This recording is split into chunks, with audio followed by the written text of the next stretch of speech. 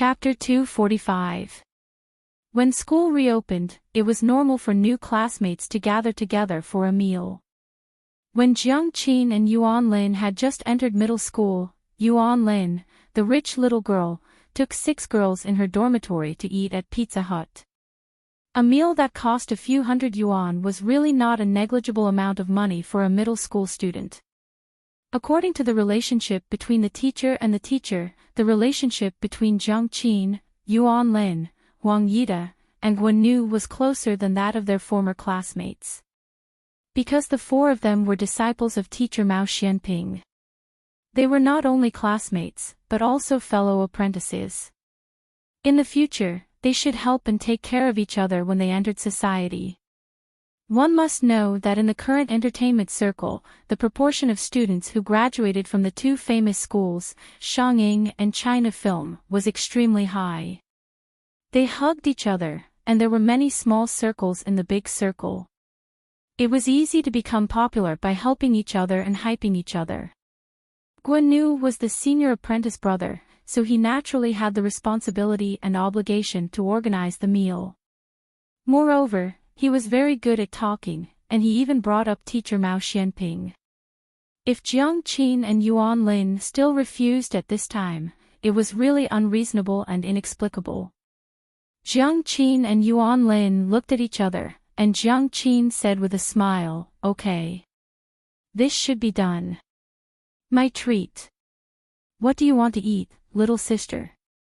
Huang Yide put on a cool face, and his forthright manner when he spoke was very likable. "It doesn't matter what we eat," Jiang Qin said with a smile. "However, we have to invite teacher Mao. Just now, senior apprentice brother Guo said that this is our first gathering. If we don't invite teacher Mao to such a meaningful gathering, how sad will he be? Invite the teacher." Guan Nu and Huang Yide had a look of rejection. Who would want to eat with the teacher? Yes. We like to eat with the teacher, Yuan Lin said happily. The eyes of the 2 girls became bright. The teacher they liked to eat with was called Fang Yan. "I'll make the call." After Jiang Qin said that, he took out his phone from his pocket and dialed Mao Xianping's number. Mao Xianping had just separated from his students. He was a little surprised to receive a call from Jiang Qin. Jiang Qin and Yuan Lin were recommended by Xia Qin. He valued Xia Qin a lot, and he valued Jiang Qin and Yuan Lin as well. After listening to Jiang Qin's words, Mao Xianping smiled and thanked him, but he still refused the students' invitation to dinner. He was a very famous musician in the country and had endless social engagements every day. Tonight's dinner had been arranged a week ago. After hanging up the phone, Jiang Qin put his mobile phone into his small bag. He looked at Guan Nu and said, "Senior brother Guo, teacher Mao has no time tonight. Ask us out next time. Then let's eat first." Guan Nu looked regretful, but he was overjoyed in his heart. "That's not good," said Jiang Qin. "Since teacher Mao said next time, let's wait until next time.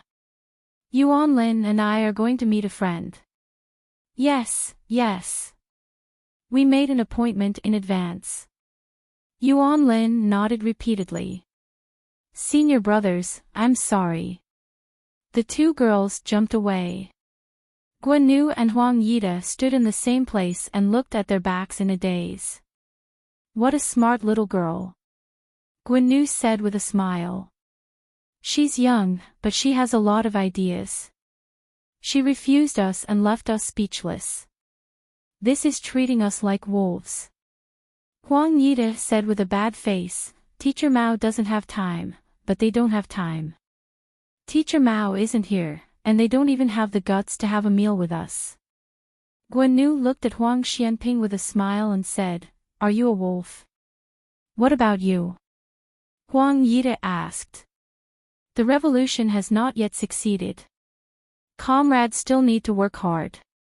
The 2 waved their hands and walked in opposite directions, one on the left and one on the right. Dead leaves fell, and a thick layer of leaves piled up on the ground. Not knowing whether the cleaners were too lazy or deliberately adding a touch of romance to the autumn, no one swept the leaves into the trash can. Therefore, the campus couples held hands and stepped on the leaves, making clicking sounds. Every step made people feel happy and joyful. The naughty girl ran on the leaves, and with a kick of her toes, countless leaves flew all over the sky. Jiang Qin also liked to kick the leaves. Every step she took, she stepped deeply, and then kicked the leaves in front of her toes out. It was as if she wanted to kick out the troubles in her heart. You don't like them? Yuan Lin took Jiang Qin's hand and walked quietly on her right side.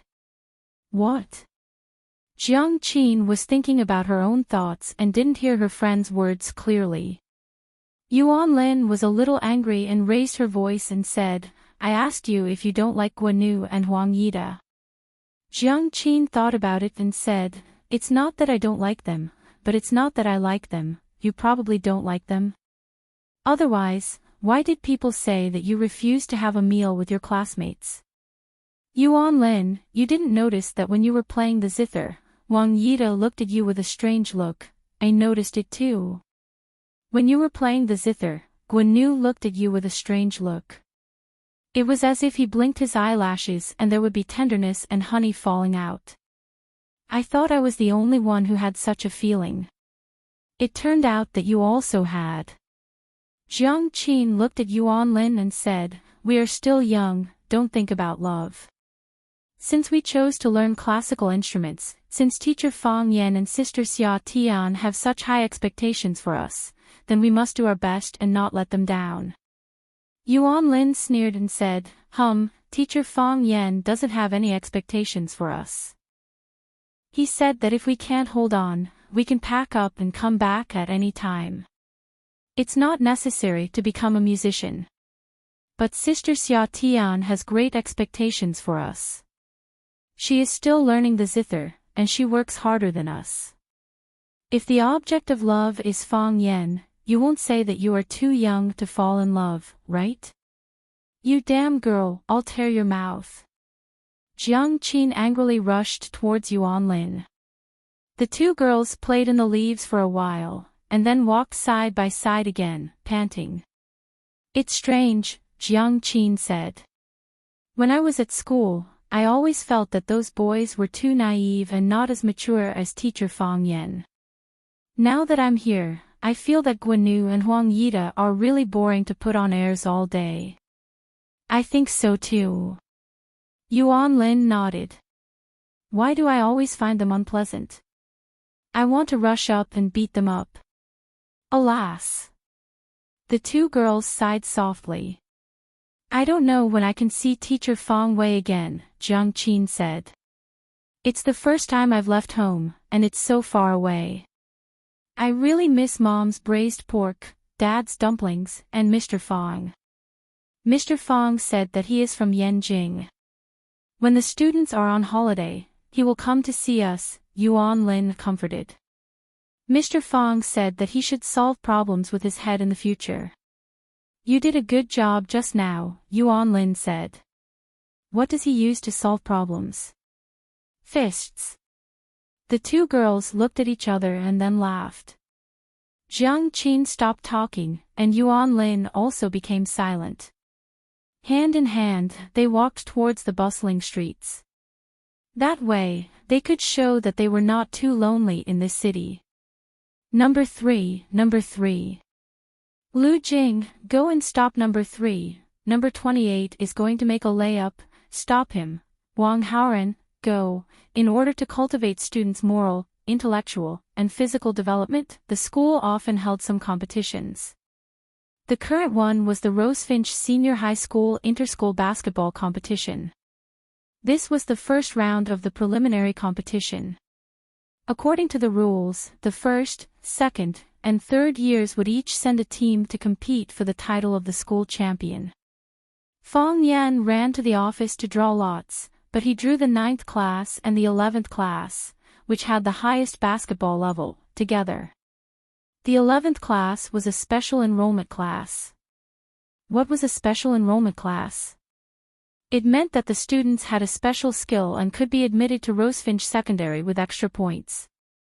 Some were good at drawing, some were talented in music, and some were good at calligraphy. Of course, most of them were good at sports, because during the recruitment test, if you say you can draw well, then you have to draw well.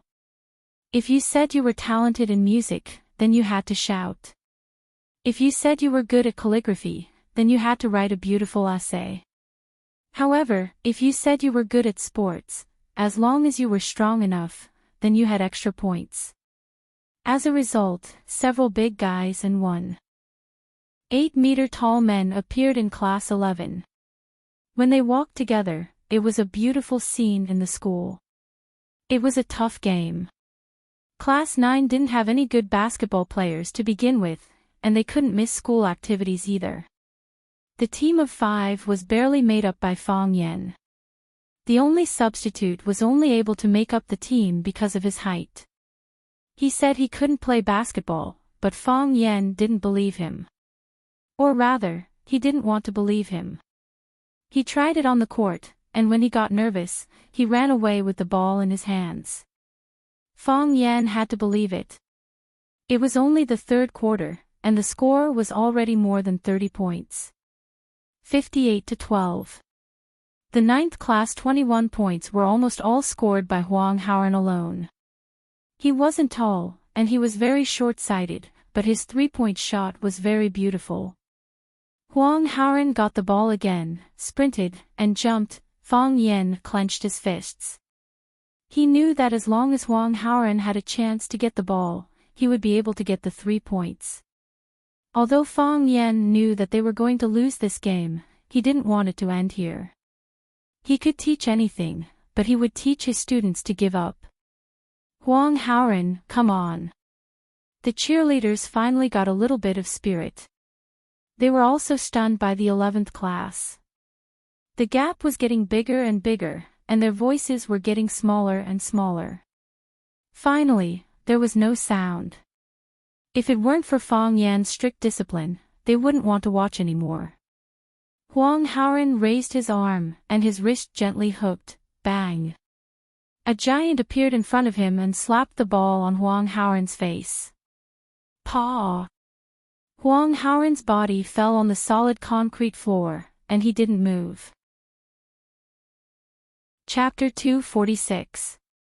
While the others were shocked and at a loss, Fong Yen had already run toward Huang Haoran. He didn't casually carry Huang Haoran's body. He just squatted down and shouted, Huang Haoran. Huang Haoran. Huang Haoran finally opened his eyes. With a painful expression on his face, he said, Teacher, he broke the rules. He wanted to raise his right hand to show Fong Yen, but he couldn't lift it. His back hurt badly, as if his spine was about to break. Fong Yen didn't need to lift it up to see that Huang Haoran's right hand was purple and red. Even his wrist was swollen. Obviously, the guy slapped the back of Huang Haoran's hand. Because he used too much force, Huang Haoran's wrist couldn't bear the heavy pressure and sprained it when he fell to the ground. He's bleeding, he's bleeding. The students of the 9th class gathered around and looked at Huang Haoran, who was lying on the ground with concern. The back of Huang Haoran's head was smashed, and the blood stained the dark cement. It looked a little shocking. It was good that he could talk. Fong Yen picked up Huang Haoran and said, I'll take you to deal with it. In order to do a good job of protection, the school doctor patrolled around several competition courts. Seeing an injured team member, he immediately went to the court to treat him. The team doctor was invited by the students. After checking Huang Haoran's wound, he said, It's no big deal. He still knows how to protect himself. When he fell to the ground, his head was stiff. But the injury on his back is serious. I'm afraid he'll have to rest for a few days. Fong Yen checked Huang Haoran's spine.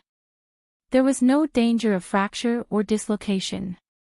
He said, It's good that he's fine. It doesn't matter if he rests for a few days. After being busy for a while, Wang Haoren was escorted to the infirmary by the study commissary to disinfect and rest. Fang Yan looked at the bulky student who had slapped Wang Haoren and was now drinking coke and laughing with his teammates. He walked over and slapped the bulky student's head. Li Hu was angry and shouted angrily, "Why did you hit me? Injuries are unavoidable in a basketball match. I didn't do it on purpose. What right do you have to hit me? So what if he was a teacher? Does that mean teacher can beat people as he pleases?" Tiger Li's teammates were also very angry.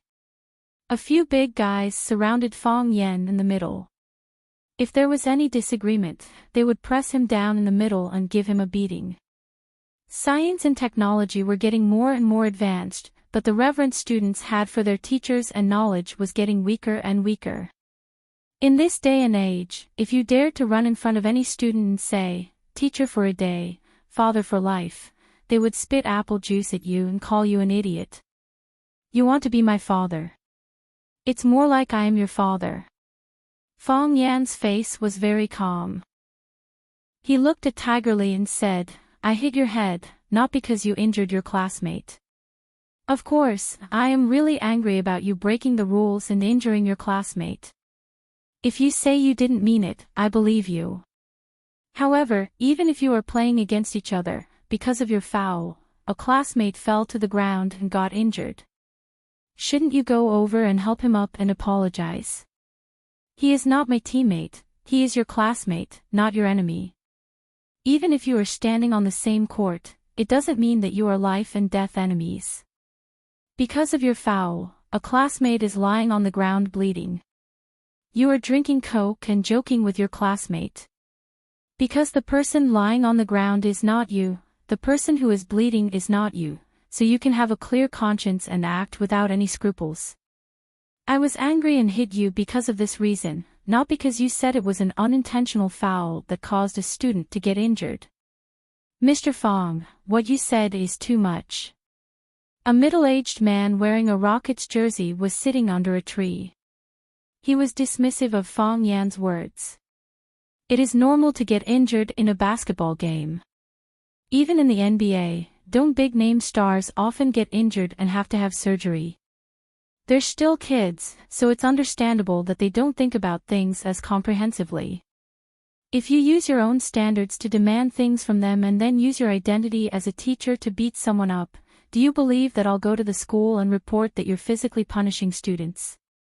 The person who spoke was Gu Sini, the homeroom teacher of Class 11. He is also a basketball enthusiast and usually fights with people. From his outfit today, it can be seen that he should be a die-hard supporter of the Rockets. Gu Sini doesn't like Fang Yan very much. The first reason is naturally because of jealousy. They were all the homeroom teachers of the Year 1 students. Why was it that they were unknown while the newcomer, Fang Yan, stood out from the rest and his name was known by everyone in the school? Moreover, the school leaders asked Fang Yan to give a lecture to the first-year students. This is undoubtedly a slap in the face of all the first-year teachers. In the eyes of the school leaders, he is far better than the teachers. What was even more depressing was that the total score of Class 9 was not that far behind that of Class 11, but after Fang Yan's arrival, Class 1's Chinese and literature became the first in the whole grade, even surpassing Class 1, the top class. Their scores in other subjects also improved significantly, and their overall score was ranked in the top 5 in the whole school. The school leaders said at the teachers' meeting that it is not just the number of the class that is ranked at the bottom. Look at Class 9, isn't it a good example? The faces of the homeroom teachers at the back of Class 9 darkened on the spot. It is not that they don't work hard. They also want their students to be in the top 3 in the whole grade. However, how can it be so easy? When you are working hard, others are also working hard, okay? The homeroom teachers in front of Class 9 looked even more embarrassed. What does this mean? At that time, the students were divided according to their grades. Now the students at the back of the line are in front of them. Doesn't this mean that they are incompetent? At that time, Fong Yen was also sitting at the meeting, and he could feel the murderous look in everyone's eyes. The Norwegian fishing boat returned to the harbor, but the sardines caught by the fishermen were already dead. Only the sardines caught by Hans were still alive. It turned out that Hans put a few catfish, the natural enemy of the sardines, into the transport trough together with the sardines. Because catfish eat meat, the sardines became nervous after being put into the trough. In order to avoid being eaten by their natural enemy, the sardines desperately swam, thus preserving their strong vitality, so they survived. If the other teachers are compared to sardines, then Fong Yen is the catfish in the fish trough. The school leaders hope that Fong Yen can stir up the competition in the school even more, and Fong Yen does not mind being such a catfish. If every teacher thinks about how to improve the academic performance of the students will benefit in the end. This is also what Fong Yen wants to see. Gu Sini hates Fong Yen more than the other teachers, because his uncle was implicated in Fong Yan's incident and was transferred. Gu Sini's uncle, Gu Yunfan, is the logistics director of Rosefinch Secondary, which is the most lucrative position in the school. This is because when Fong Yen entered the school, he assigned Fong Yen a utility room with a leaky roof. In fact, Fong Yen really did not take this matter seriously, and he has never even seen Gu Yunfan. However, after a series of power struggles and changes in ownership, Rosefinch High is now owned by the former vice principal, Lu Chaoge. After Lu Chaoge left Rosefinch, Fong Yen became Lu Chaoge's spokesperson in the school. Moreover, there are rumors that Lu Chaoge is the mysterious woman behind Fong Yen. Therefore, Gu Yunfan's position as the logistics director is not suitable. After the school leaders' research and adjustment, Gu Yunfan is now the vice chairman of the school's education committee. A position with a low level, low salary, and almost no authority. Gu Yunfan is holding back his anger in his heart, and scolds Fong Yen several times at home. Gu Sini is Gu Yunfan's nephew, and he can enter Rosefinch because of Gu Yunfan's support. Without such a big backer, his heart naturally hates Fong Yen. Fong Yen feels Gu Sini's hostility towards him, but he thinks that he is too good to be pleasing to the eye. Who asked him to be the natural enemy of sardines? Fong Yen looked at Gu Sini with a serious face and said, "Teacher Gu, you can't say that. A great person said that education should start from a child, and the quality of students should be taught from an early age. This has nothing to do with the student's age, and it has a close relationship with whether he has the quality of unity and helping each other. Melt at the age of 4, and Huang Xiang at the age of 9, know how to use the fan to warm the quilt." Teacher Gu said that NBA teams often have players who get injured because of fouls and need surgery, but I have also seen players pull up players who don't belong to the same team from the ground. Can't they just pull up their classmate and say hello out of concern? If this is the case, what is the point of us working so hard to pass on knowledge to them? What is the point of such students to our society as a whole? Hearing Fong Yan's words, the other students also echoed in agreement. Yes. This is clearly a performance of lack of quality. This is not playing basketball at all, this is beating people. Wang Haoran's hand is swollen from their beating. The students of class 9 also gathered around. Tang Qing stood behind Li Hu. As long as Fong Yen gave him a look, he could put down this group of guys in the shortest time. Gu Sini knew that his students couldn't stand on the side of reason, so he said angrily, "Li Hu is wrong. Didn't you already teach him a lesson? Now it's a basketball game, do you still want to play? If you want to play, quickly send someone up. If you don't play, we will win this game. Who wants to talk so much with you? Tang Qing." Fong Yen shouted. "Yes." Tang Qing responded and walked in front of Fong Yen. "You go up." Fong Yen said. "I don't want to." Tang Qing said with a bitter face. "It's boring to play with them. Isn't this bullying? I want to win this game." Also, from now on, don't let them take a single point. Fang Yan said. If they don't realize their mistake, I will never give this victory to them. Gu Sini sneered and said, basketball is a sport for 5 people. So what if Tangqing plays well alone? Chapter 247. Tangqing made a 3-pointer from the distance. Swish! The ball went in. Tangqing dribbled the ball past people. He passed 1, 2, 3, 4, 5, whoosh. The ball went in. Tangqing jumped up and dunked. 2 people jumped up from the left and right sides to intercept. Li Hu roared, don't even think about it. He jumped up from the front and used his strong body to hit Tangqing. Clang! The ball went into the basket fiercely. Li Hu's body was knocked to the ground. Paw! Until this time, Tangqing's body landed lightly on the ground. He flipped his hair back in a carefree and unrestrained manner, not even a drop of sweat falling down. This made Tangqing feel a little regretful. If he shook his hair to shake off a few drops of sweat, the effect would be better. Of course, for him, this was enough. Tangqing! Tangqing! Tangqing! The cheers of the students almost overturned the court. Tangqing's name resounded throughout the campus. There were also countless students rushing towards the court. Of course, most of them were girls. Tangqing was originally Rosefinch's most handsome boy, but he was usually low-key. He rarely showed his talent in any aspect. Today, under the pressure of Fang Yan, he ran to play basketball. Then, the girl's blood and passion were instantly ignited. Handsome facial features, strong body, extreme speed when running, elegance when dribbling the ball, dominance when doing a slam dunk. God, how could there be such a handsome boy? They fainted. The girls felt that they had difficulty breathing and lost all their strength. Tangqing was originally unwilling to play.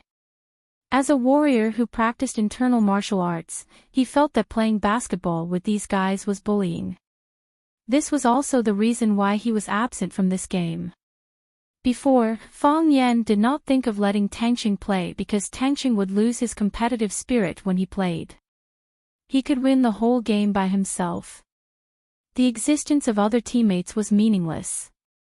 At that time, this competition would become his own game, and it would be quite boring for the others to play.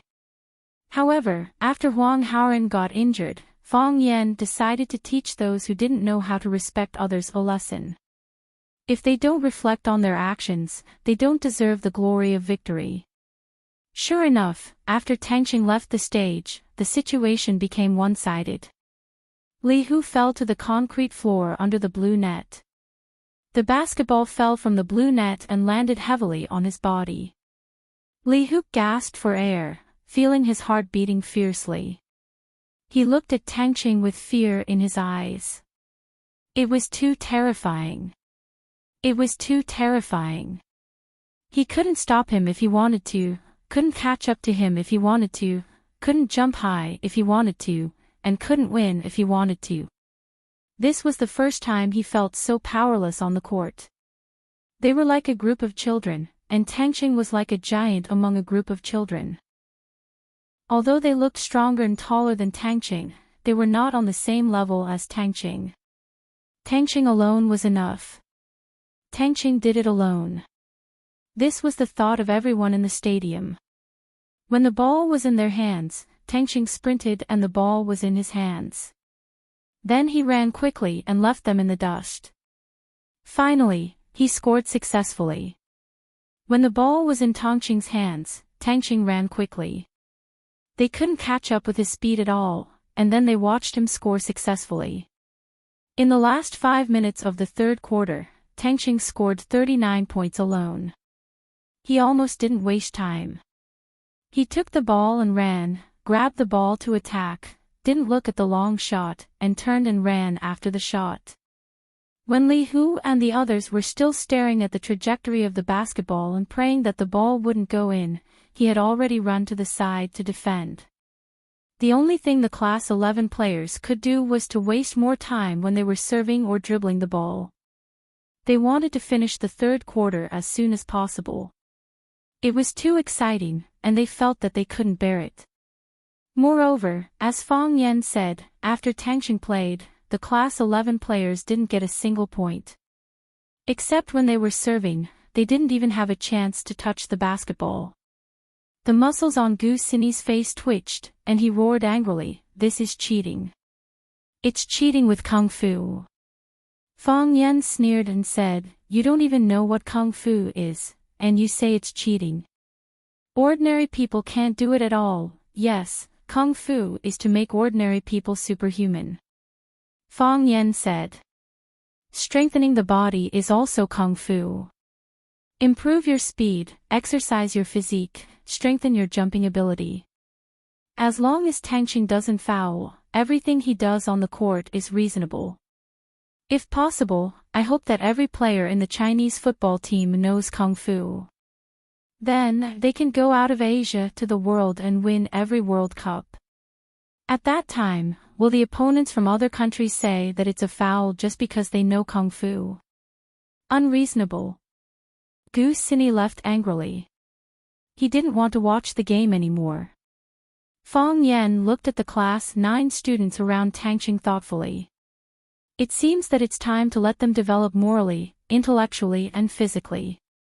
In the principal's office, Zhang Xiaofeng looked at Fang Yan and said, "It's just a game, the students are injured, it's not good. It's because the students were injured, that's why I'm so angry." Fang Yan explained. "Principal Zhang, you know, I'm not a stingy man. Even though Director Gu assigned me a utility room, I never held a grudge against him. I didn't expect that they would hold a grudge against me. Isn't this unfair to me? How can there be absolute fairness in this world?" Zhang Xiaofeng said with a smile. "Tell me, what do you want to do?" "I want to change the morning self-study time to sports training," Fang Yan said. Zhang Xiaofeng pondered for a moment and said, "The school has 2 PE classes every week, and there is a break every morning. Principal Zhang, 2 PE classes a week is absolutely not enough. It doesn't improve the student's physique. Everyone should be lazy during the 20-minute break, and it's easy to be perfunctorily passed by them. What's your idea?" "I want to take them to learn Tai Chi," Fang Yan said. "Tai Chi has a good effect of strengthening the body, and the movements are gentle, neither too fast nor too slow. It won't let the students do difficult movements and cause strain. It can dredge the meridians, eliminate stress, concentrate the spirit, and improve the student's learning ability." Zhang Xiaofeng thought for a while and said, "I can't promise you. Because it's too risky. Even if I'm the principal of the school, I don't have the right to change the students' learning subjects at will. However, you could try it in Class 9. If the effect is really obvious, we will report it to the leader and promote it to the whole school." "Thank you, Principal Zhang," Fang Yan said. This was the purpose of his coming. He didn't think about implementing it to the whole school at once. There was always a gradual process of doing things. After Fang Yan left, Zhang Xiaofeng sat on the chair and thought for a while. He called the secretary in and said, "Please invite the vice principals to my office to discuss the job transfer of Comrade Gu Yunfan." Gu Yunfan secretly held a grudge against Fang Yan. Gu Xinyi, because he didn't like Fang Yan, actually took the initiative to provoke the students of the 2 classes. This made Zhang Xiaofeng very dissatisfied. Presumably, Fang Yan also had a lot of anger in his heart. Although Fang Yan didn't put forward any suggestions on how to deal with Gu Yunfan, it seemed that nothing had happened. However, since Lu Chaoge put him in this position, he would help Fang Yan solve some unnecessary troubles. Fang Yan said that he wasn't a stingy person. However, in Zhang Xiaofeng's heart, he didn't believe Fang Yan's words. Where there are people, there is Jianghu. Where there is Jianghu, there is fighting. The school was no exception. The next day after the game, during the students' morning reading time, Fang Yan took the students to the playground to run. Fang Yan's plan was to run for 10 minutes to exercise, and then take the students to learn Tai Chi in the rest of the time. Fang Yan, who was dressed in white, took the students in white to run and practice Tai Chi, which once again became a hot topic of discussion in the school. One tael of gold for one incense. The best incense was more expensive than gold. The office was spacious but also simple. There wasn't even a desk, a chair, or even a bookcase. Most of the space was blank. However, in a copper stove in the corner of the room, spices that were more expensive than gold were burning.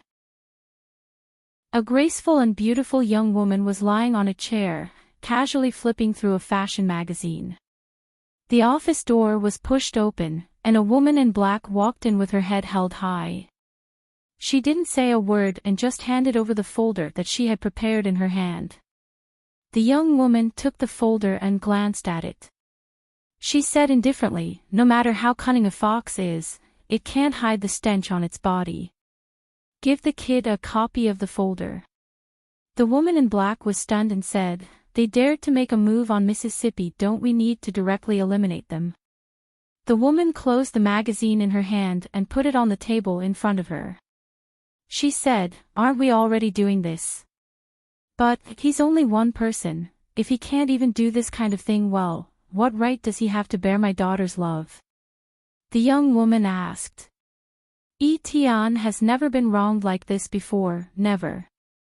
If he were to take revenge, Tian would probably be happier, right? What woman doesn't want the man she likes to kill the demon that imprisoned her? I understand. The woman in black responded and left with the folder. The young woman stood up and stood in front of the floor-to-ceiling window. The light was bright and beautiful, and her temperament was otherworldly. However, her eyes were bitingly cold and fierce. She was very angry. Chapter 248. Are you saying that you and Chaoge aren't in that kind of relationship? Grandma looked disappointed. She had only taken 2 bites of the porridge in her bowl, and she had already lost her appetite. Putting down her bowl and chopsticks, she looked at Fang Yan eagerly, waiting for him to explain. No. Fang Yan shook his head. He was having a good time himself. He used to be afraid that his grandpa would pull him into the study to test him on strange knowledge and talk about principles that he would never understand. After Fang Yan became a teacher himself, he no longer had to worry about that. Grandpa would still test him on some obscure knowledge and talk about principles that would never go out of style. However, he no longer had any feelings of rejection or fear. If he could answer the questions, he would answer them properly. If he couldn't, he would humbly ask Grandpa for advice. He no longer hated the principles that he had disdained before, and he could even chew on some of them. Fang Yan reflected on the question carefully and tried to find the answer. The answer he came up with surprised even himself. He had grown up. In the past, when he faced his grandfather, he avoided it with the mentality of a child of the younger generation. Every kid was afraid of their elders. Now that he was facing his grandfather, he was interacting and treating him as an equal adult. "How can I not be?" said his grandma. "Chaoge is such a good girl, and I like the 2 of you from the bottom of my heart. Do you not like her, or does she not like you? If she doesn't like you, you can try harder. A good girl is afraid of a clingy man. That's how your grandpa got me." Lu Wang, who was eating his porridge, choked. After coughing violently a few times, he said to his wife in dissatisfaction, "Let's talk about the children.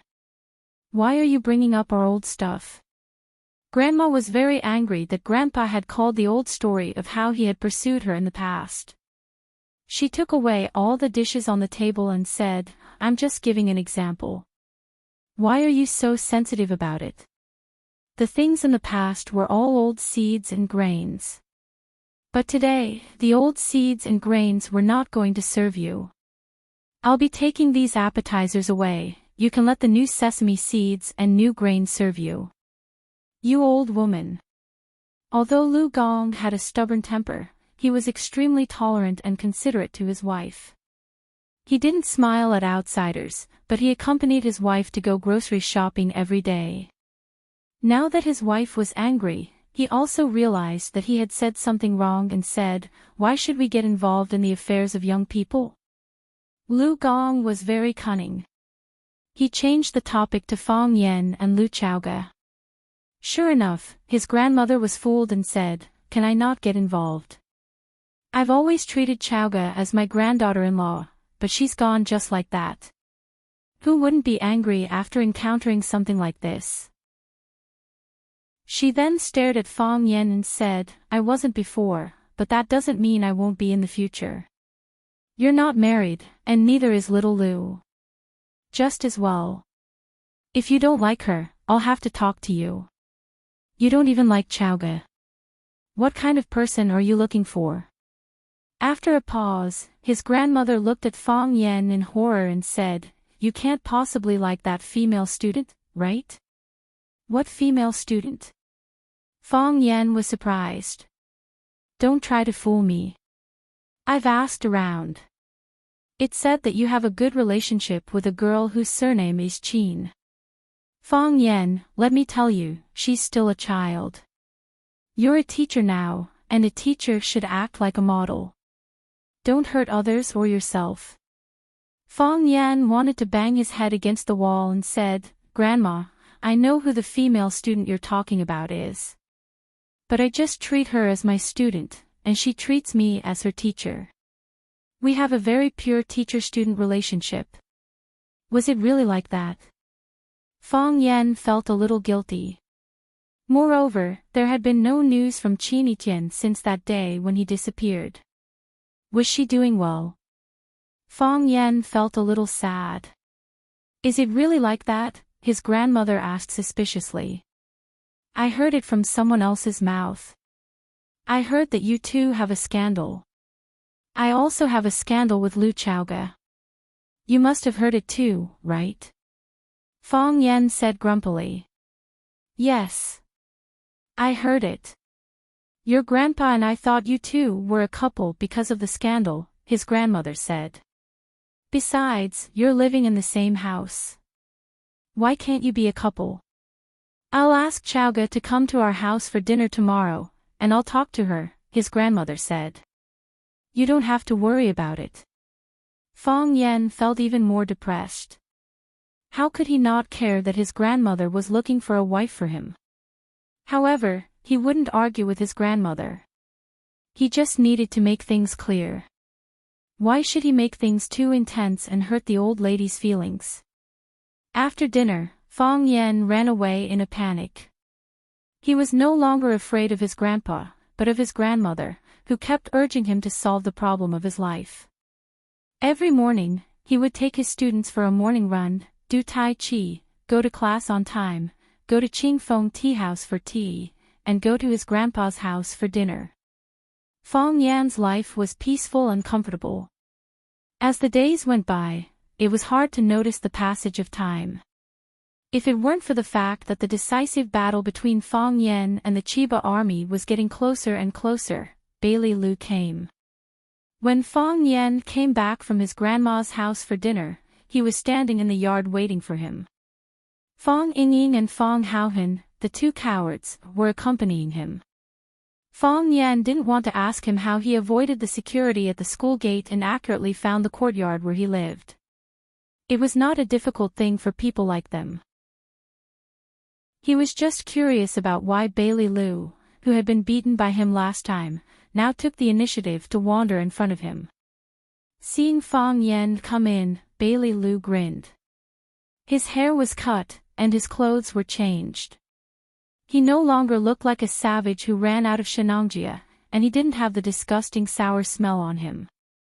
He looked fresh and bright when he smiled, and he looked like a very attractive man. However, he still had those annoying big mustaches. Bailey Lu saw Fang Yan come back and said, "You're finally back."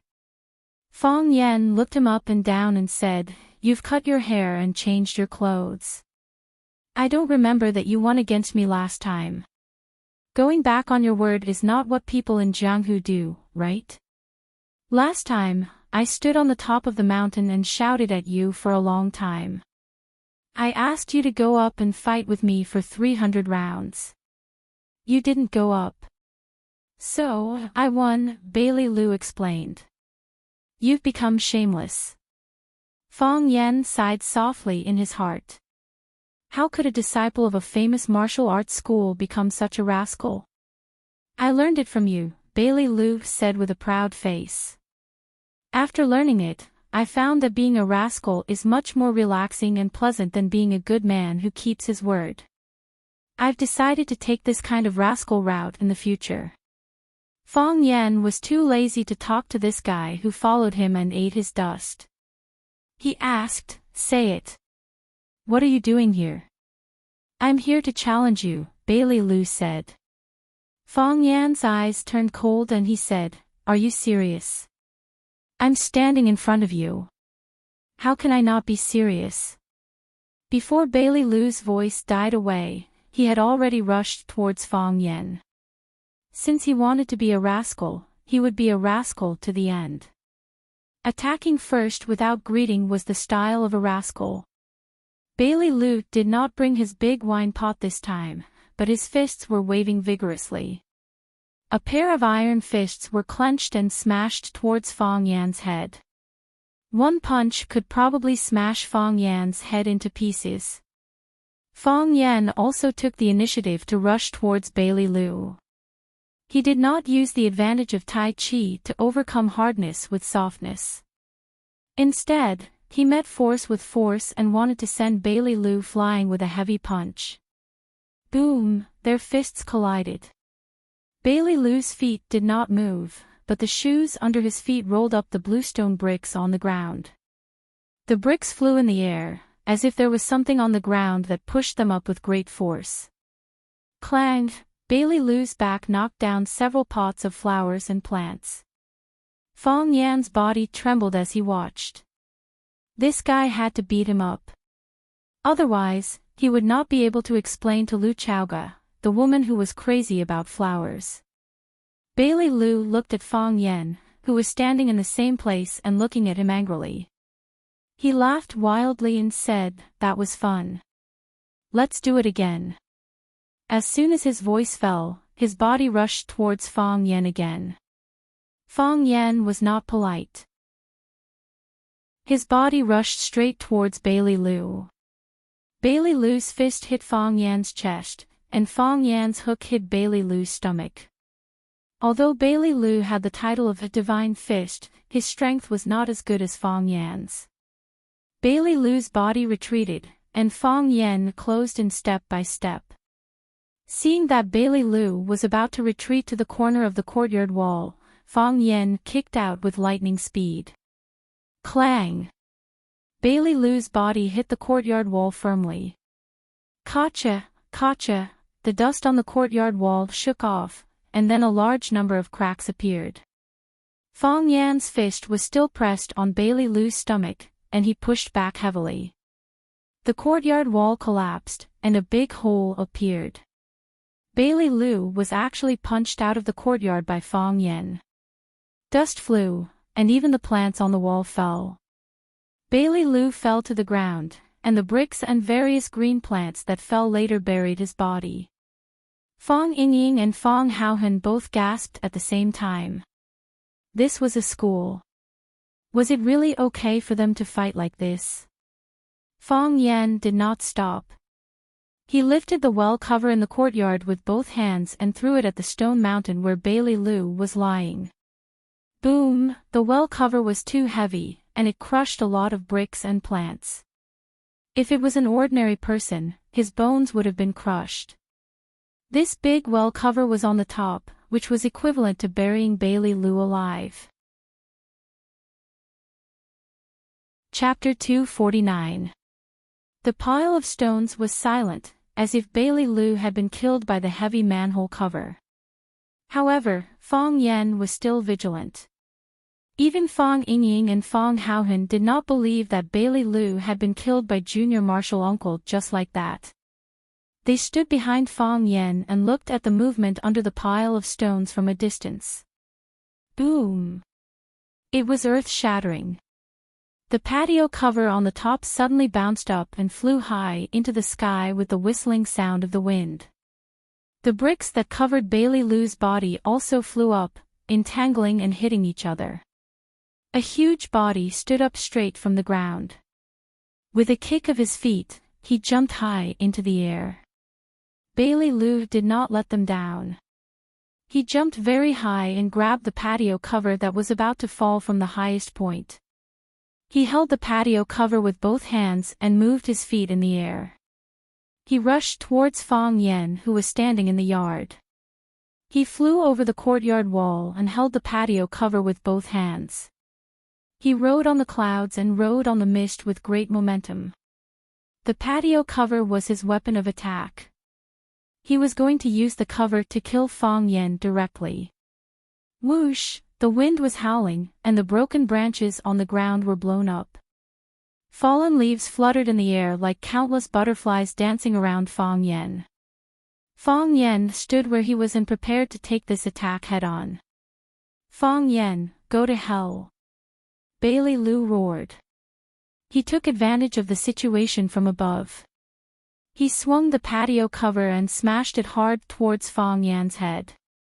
Fong Yan punched upwards with both of his fists, and both of his fists landed on the manhole cover. Clang! Fong Yan's body became shorter for no reason. The stone slabs under his feet could not withstand the strong gravity and were crushed into powder by him. Not only that, under the constant pressure of Bailey Lu in the sky, Fong Yan's body continued to drill into the soil. Now, he was up to his knees. Fong Yan's two heavy punches landed on the patio cover, and two large holes appeared on the cover. His hands were pierced through the holes as if he had made a natural chain for himself. Bailey Lu was suspended in the air, and his whole body was pressed against the patio cover. He wanted to punch Fong Yan's whole body into the soil. Exerting all his strength, he found it impossible to do so. Therefore, he swung his fist and smashed it against the patio cover. Fong Yan was a nail, and his fist was a nail. He was going to hammer the nails into the soil with a hammer. Fong Yan retracted his fist and punched again. Clang! Both of them swung their fists at the patio at the same time. The patio cover instantly shattered into tiny stones, and the place where they punched was also smashed into stone powder. Fong Yan's body sank again, but Bailey Lu's body was punched into the sky. Fong Yan threw the half-stone cover in his hand toward Bailey Lu in the sky. Then, he exerted his strength and his whole body bounced up from the deep pit. He tiptoed and flew toward Bailey Lu, who was about to land. Clang! Fong Yan kicked Bailey Lu away. Bang! Bailey Lu punched Fong Yan's stomach, and Fong Yan's body flew into the air. Crack! Fong Yan lifted Bailey Lu's body and smashed him against a sweet-scented osmanthus tree in the courtyard. The osmanthus tree broke, and Bailey Lu's body fell to the ground with most of the branches. Bailey Lu's face was swollen, and his eyes were like panda eyes. There was a big cut on his forehead, and blood dyed his cheeks and neck red. Fong Yan was also in a sorry state. His clothes were torn and tattered. He looked like a freshly baked Brother Sharp when he went out. Fong Yingying and Fong Haohan were afraid of getting involved, so they hid in the room and didn't dare to come out. They just peeped at the fight through the window. Fong Yen and Bailey Lu fell to the ground, panting. The blood on Bailey Lu's forehead flowed into his mouth, but he didn't intend to wipe it off. He said, "I know you were injured some time ago, and I know you're angry. I know you need to vent your anger to face the challenge of the Qinya army. Fong Yingying and Fong Haohan can't do it. They're not strong enough. I'll come over and fight with you. I'll let you beat me up. Do you feel better now?" You've vented your anger, haven't you? We're on the same side, and it's just a matter of not changing clothes for a few months and not getting a haircut for half a year. Even the Japanese dared to bully us. We can't be careless about this. Beat them until even their mothers can't recognize them. There's nothing I can do to help you. I'll give you some confidence. Bailey Liu got up from the ground and said, I usually think you're annoying, but this time, I hope you win. Bailey Liu walked away. Bailey Liu was covered in wounds. It was hard to tell where his nose and eyes were, but he held his head high and chest out, as if he were the proudest man in the world. If he hadn't leaned forward and almost fallen when he crossed the threshold of the small courtyard, he would have been a very charming chivalrous man. Fang Yan lay on the ground and didn't get up. He looked at the stars in the sky with a happy smile on his face. His body was also covered in wounds, but at this moment, he was extremely calm. Fang Yingying called home to ask for help, but it was Yi Rou who came, which proved that his family was still very angry at him for running away. Yi Rou was seriously injured in the fight with the Chiba barracks. Fang Yan knew how powerful Yi Rou was. He had never won in so many years of competition, which could prove a lot of things. Even Yi Rou couldn't beat him. How high was the kendo cultivation of the Chiba barracks? Could he really beat him? Zhang Yuan was attacked by the arsenal. Qi Nitian's life was unknown, and he was shot and bleeding. They didn't give him any information about Qi Nitian, but they sent him a document. They wanted to kill all the people in the document by himself. Fang Yan was very tired. He was also very scared. He was afraid of losing and death. He was also afraid that he would be laughed at because he couldn't beat the Chiba barracks if he lost and died. He was such a proud man. He wanted to escape and refuse. He wanted to hug the thigh of the Chiba barracks and say, I have a good family and will soon have children. Can we not fight? However, he couldn't do that. He could do that to Yi Rou, to Bailey Liu, to the old drunkard, to Tangqing, to anyone in Huaxia, but he couldn't do that to the Chiba barracks. As Bailey Liu said, if they fought among themselves, it was just a matter of not changing clothes for a few months and not getting a haircut for half a year. However, if he lost to the Chiba barracks, then the reputation of all the men in the martial world of Huaxia would be tarnished. If he escaped, then all the men in Huaxia would be disgraced. Therefore, Fang Yan wouldn't give in at all. He not only wanted to win, but he wanted to win fair and square. He was going to fight with his life. He was going to gamble with his life. However, he was also very, very angry. The Chiba barracks, you bastard, you big turtle, you old monster, why did you come to me? Why didn't you choke to death when you drank water? Why didn't you eat too much? Why didn't you walk to death? Why didn't you cut off your head when you practiced swordsmanship? Bailey Liu came at the right time and it was necessary.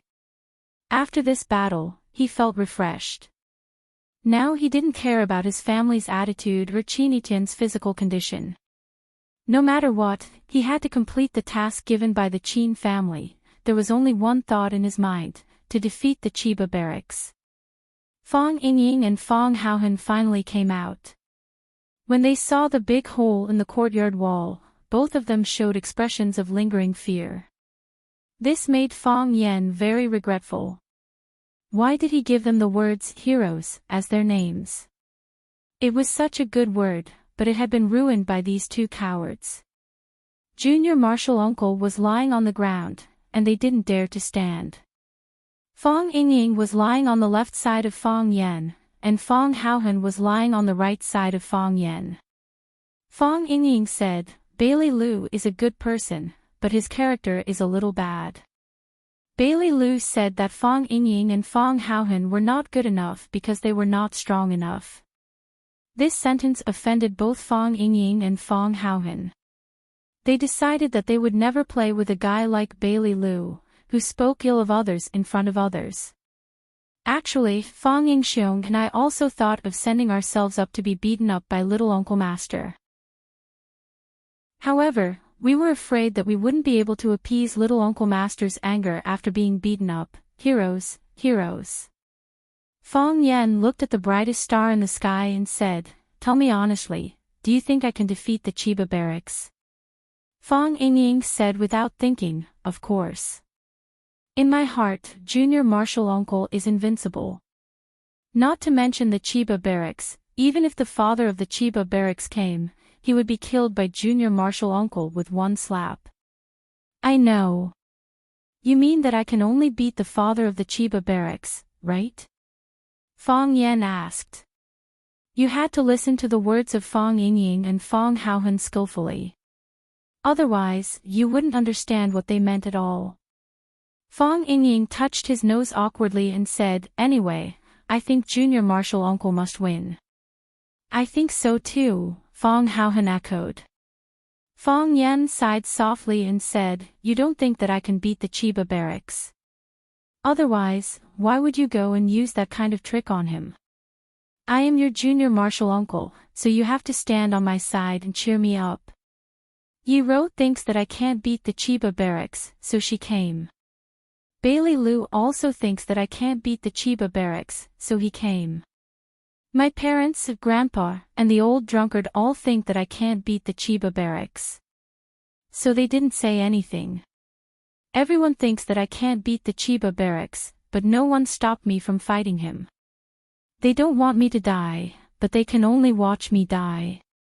To be honest, I'm not angry at all. If the Chiba barracks challenged Yi Ro wouldn't have backed down. If he challenged Bailey Lu wouldn't have backed down. As long as he challenges the warriors of Huaxia, no one will back down. Martial arts are in the East, and the martial soul is in Huaxia. This is not stupidity, but pride from the depths of our bones. Yes, we are so proud.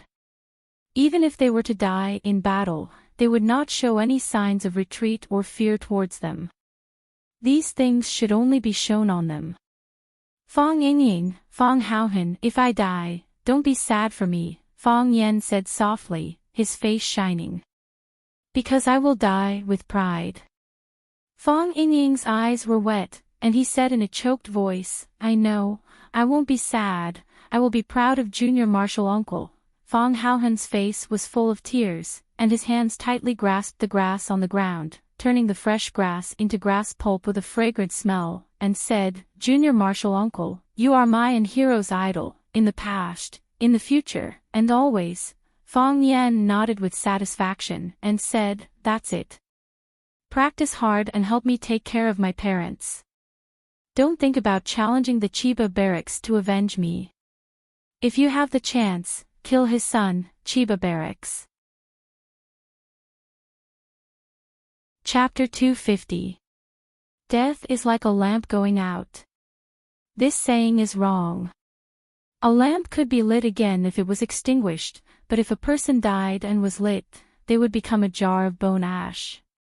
Therefore, Fang Yan cherished his life very much. Whoever wanted him dead, he would make them die a horrible death. Since there was no way out, then he would move forward with a fearless attitude. Fang Yan knew that if he died, he would definitely die. Yi Gentle would immediately challenge the Chiba military, then Bailey Lu, or Madman Bai from the Bai family, Ho Zhendong, or anyone else. It would be fine if the Chiba military lost, but if they won, they wouldn't be able to return to Japan alive. Although he was unlucky, the fate of the Chiba military division was even more miserable. After understanding this, Fang Yan became happy again. With the knot in his heart resolved, Fang Yan became the normal Fang Yan again. Fang Yan was knowledgeable, witty, and incisive. Plus, he knew how to motivate his students. In his class, there was endless laughter and cheerful chatter. All of the students liked Fang Yan's classes. Even the language teachers who attended his classes a few times had to admit that Fang Yan was indeed a very good teacher. Fong Yan tried not to look at the back row of the classroom because there was an empty seat there that was very eye-catching. The weather was getting colder and colder, and the students had all changed into winter clothes. In another 2 months, it would be winter vacation, and Fong Yan was about to end his first semester of classes. When the bell rang, the students went out to exercise. After taking a sip of tea, Fong Yan walked to the back of the classroom and sat down beside Chiba Kori. Chiba Kori had a sweet appearance and a gentle personality. She wore the custom-made rosefinch uniform, which was very lethal. Although Chiba Keiru had not been here for long, she was rather popular in school. Some people said that she was the second most beautiful girl in Rosefinch High School. Except for Chinitian, no one was more beautiful than her. Some people thought that she was even prettier than Chinitian, because Chinitian's aura was so strong that they didn't dare to approach him. However, Chiba Kori was more like an ordinary person. At the very least, they wouldn't feel pressured or nervous when talking to her, and they even dared to joke around with her. Who would dare to joke around with Chinitian? Fong Yan took Chiba Keiru's beautifully packaged Chinese textbook and asked, "Is there anything you don't understand?" "There are many things I don't understand." Chiba Kori shook her head. The main problem was the language barrier and the cultural differences between countries. Of course, after I understood the meaning of that paragraph, all the problems would be easily solved. It'll just take a little more time. Because you came from Japan, you have to learn more things and put in more effort. Fong Yan said in a calm and gentle voice, like a teacher discussing learning problems with his students. Of course, that was the truth. I know that your real hobby is the tea ceremony, and you put most of your energy into it. This isn't a bad thing. On the contrary, I hope that there will be more students like you in our class. Only when you love something to the bone will you be willing to sacrifice your most precious time and unfathomable sincerity for it. Only then can you become the most outstanding talent in this field. Become the king. If you just want to improve your tea ceremony skills, you only need to learn from Chinitian or other tea ceremony experts. You don't need to waste time learning Chinese, mathematics, and Hua Xiao's politics and history that you're not interested in at all. I've seen your papers, and I can tell from your handwriting that you hate them. But you did it. You don't just want to learn the tea ceremony, you also want to solve a question in your heart. What kind of Hua Xiao's culture can give birth to a talent like Chinitian? Yes. Chiba Kori didn't deny it. Teacher, I have to go back to Japan eventually. When I return, I will become a tea ceremony master and a teacher. I will explain to them the long history of Hua Xiao's tea ceremony culture, as well as historical allusions that I'm not interested in, and what we should learn and comprehend from them. Not only do I want to improve their skills, but I also need to enrich their brains. I'll never forget the scene when I had a tea competition with Chinitian. She came over in a domineering manner and gave me her rootless water without hesitation. She wasn't afraid of losing to me, and she never thought about losing to me. I was stuck in a dead end and couldn't get out. I always thought that her tea ceremony cultivation was higher than mine, and her skills were better than mine. Later, I realized that she was more confident than me. That kind of confidence came from her beautiful appearance, from her noble temperament and huge aura, and even more so from her knowledge and cultivation. This was truly invincible. She's been nurtured by 5,000 years of culture. How can I defeat such an opponent? Fong Yan's eyes lit up. He knocked on the table with his finger and said with a smile, "Congratulations, Chiba Kori." "Thank you," Chiba Kori said with a smile, "Mr. Fong, you're a proud person. You're not afraid that I'll take away your knowledge and culture. Every expression and every action of yours is telling me, we're no match for you. It's infuriating and exasperating. Chiba Kori, you don't understand. We have 5,000 years of cultural accumulation. We have fertile land that extends as far as the eye can see. We have 1.3 billion people with great talents. I'm just a small pearl among them, but we have many more seeds that people are looking forward to.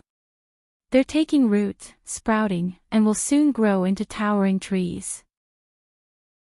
You can take away my knowledge, but you can't take away all of Huaxia's knowledge. You can take away the culture that you can see with your naked eyes, but you can't take away the culture that flows in our bones and blood. Fang Yan said proudly. This is Huaxia's soul. As long as this soul exists, Huaxia will always be able to stand among the world's most powerful countries. We're not afraid of the wind, the rain, or the storm. As long as we're given a bit of soil and a bit of opportunity, we can take root and sprout into the most beautiful flower. Look around you. Look at your feet. Isn't that the truth? Chiba Kori's expression dimmed, but she quickly regained her composure. She looked at Fang Yan with a burning gaze and asked, Mr. Fang, you just said that only when you love something in your bones can you disregard everything for it. Do you love martial arts? Yes, Fang Yan said with absolute certainty. For a long time, I hated it. I even wanted to abandon it and distance myself from it. However, because I'm a woman, I had no choice but to approach it and understand it. However, recently, I suddenly understood that I love it. I love it beyond redemption. It's because I care too much that I have higher expectations of myself. Rather than others being disappointed in me, it's more like I'm disappointed in myself. Since the moment I was born, it's been a part of my body. This is my destiny, and also my luck. Whoosh! Whoosh! Whoosh! Chiba Haomu was still practicing his sword thrusts. Day after day, month after month. It started at sunrise and ended at moonset. If it were any other child, they would have gotten tired of the monotonous movements, but Chiba Haomu didn't. If it were any other parent, they would have gotten tired of the movements, but Chiba Haomu didn't. He stood behind Chiba Haomu, and saw every single sword strike that Chiba Haomu made. Part of my body. It's destiny and luck, Chiba Haomu mumbled to himself. His silhouette was infinitely elongated under the moonlight. Father, I think Mr. Fang has changed a lot, Chiba Kori said. Some time ago, he was very depressed. Although he still taught us as usual, we couldn't laugh at what he said. He couldn't laugh either. He was like a weirdo with a mountain on his back. Every step he took was very difficult. Now, we're laughing again in his class, and he's laughing as well. He gives off the feeling that he's in high spirits. When he walks, it's like he's floating. He's not afraid anymore, Chiba Haomu said. Has he ever been afraid? Yes, Chiba Haomu said. He's afraid of losing, afraid of dying, afraid of losing face, losing his own face, and losing the face of his peers. Everyone is afraid, including me. How could father lose? Chiba Kori asked in surprise. Because she was too shocked and didn't lower her voice when she spoke, even Chiba Haomu, who was focused on his sword practice, was attracted by their conversation. Chiba Haomu stopped practicing and walked to his father, Chiba Haomu, and said, Father will never lose. Because I've never lost before. Never. Chiba Haomu smiled and shook his head. No one is born to be invincible. I've lost before, and I've lost more than others. It's just that you don't know. But I won't lose to Fang Yan, Chiba Haomu said stubbornly. He had a deep hatred for Fang Yan, and he had always wanted to take revenge. If the invincible god of war in his heart lost, it would greatly affect his confidence. Chiba Haomu looked at his children and his disciple, who was hidden in the darkness, and said, Previously, I had a 70% chance of winning this match. Now, I only have 60% left. I'm very happy that he finally cast aside his fear and became my true opponent. Father. Chiba Kori was stunned. Did he ask me to bring these words to you on purpose? Did he do this to affect your state of mind? Yes. Chiba Hamu nodded. He asked you to say to me, "Come, I'm ready." Chiba Hamu turned and walked into the house. Chiba Hamu asked, "Father, where are you going?" "Cleaning my sword," Chiba Hamu said. Chapter 251. Without a 100% victory, if Fang Yan wasn't on guard, Fang Yingying could knock him down and make him kneel. Confidence, martial arts, physical condition, environmental impact, desire for victory, and even changes in the weather could all affect the outcome of a match. Since ancient times, there had been many examples of big shots being played to death by small shots. Fang Yan knew that Chiba Keiru would bring his words to the Chiba army, and he also knew that the Chiba army would pay more attention to him and this battle. Fang Yan wouldn't mind doing something like throwing a stone into his ethereal state of mind 100 or 200 times. Chaoyan technology had been officially established, and Lu Chaoga was recruiting people everywhere, ready to put the new company on the right track as soon as possible. She had been engaged in the education industry abroad for many years, and after returning to China, she took over as the executive vice principal of Rosefinch High School. She could handle so many students and complicated human relations, so Fang Yan wasn't worried that she wouldn't be able to manage a company well. Fang Yan rarely got involved in Chaoyan Technology's matters, and he didn't even take a look at the company's opening. Although he held valuable shares in Chaoyan Technology, if he was willing to sell them now, the money he could get would be enough for him to live a carefree life. Of course, Fang Yan's shares couldn't be sold for the time being. Moreover, even if he sold them in the future, he could only sell them to Lu Chaoga or the Tianfang biological group controlled by the Qin family. Chaoyan Technology, which had the Rubik's Cube technology, couldn't let too many people in, and they couldn't let unfamiliar people in. Otherwise, there would be a thrilling office struggle. Lu Chaoga had just brought the Rubik's Cube out from Longtu Group, and it was impossible for her new company to become a new battlefield. However, there were some things that Fang Yan couldn't ignore.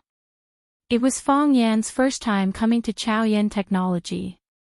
According to the address Lu Chaoga provided, he found this not very beautiful but heavily guarded compound. The large stone at the entrance was engraved with the words Chaoyan Technology in gold. Other than that, there was no sign. The big stone was also covered by branches, and the whole company looked very low-key. After registering and verifying his ID at the security booth, Fang Yan was led by a middle-aged woman to a small building in the courtyard. There were many guards in the small building. Not only were there many black-robed men patrolling around, but there were also countless cameras in the open and in the dark. Fang Yan sighed softly. It was quite stressful to work in such an environment. However, he also knew that the Rubik's Cube technology was of great importance. Everyone wanted it. If they couldn't do it in the open, they would snatch it in the dark. For the benefits that would make people jealous, they would do anything. He took the elevator to the 5th floor of the small building. Lu Chaoga was waiting in the office. The middle-aged woman left quietly, closing the door behind her. Lu Chaoga looked at Fang Yan and said, "Follow me."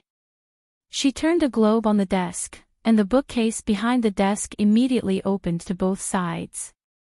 An iron door appeared in front of Fang Yan.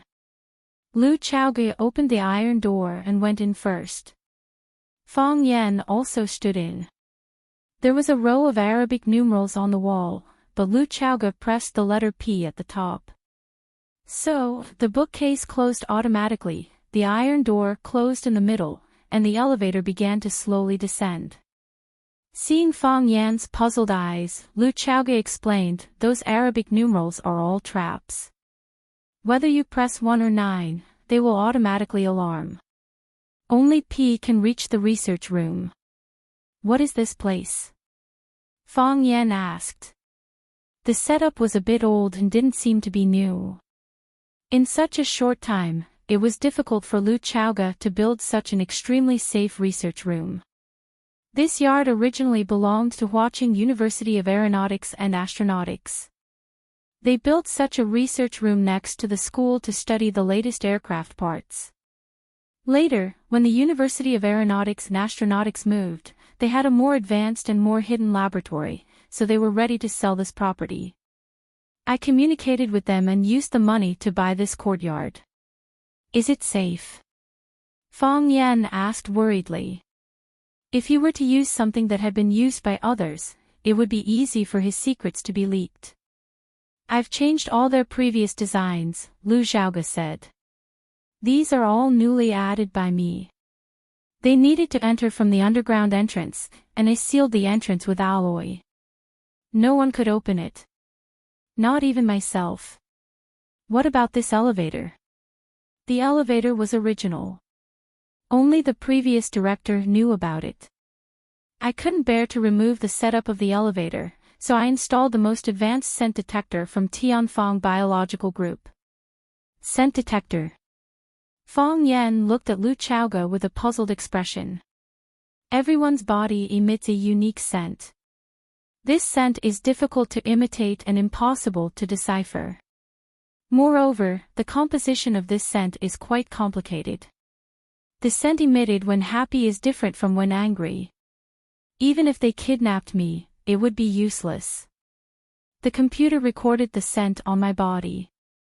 Only when the scent was suitable would it send me to the place I wanted to go. If the scent wasn't right, then it would send you to a death row. The most important thing is that very few people know about the existence of this thing, Fang Yan said. Yes. Lu Chaoga nodded. Everyone will look for the location of the cameras and other secret devices. They have no idea that when the air conditioner is turned on, the scent on a person's body will be extracted and sent to be analyzed. Clang. As the two spoke, the elevator sent them to the mysterious underground. Fang Yan walked over and opened the iron gate. Lu Chaoga took the lead and led the way to a silver gate.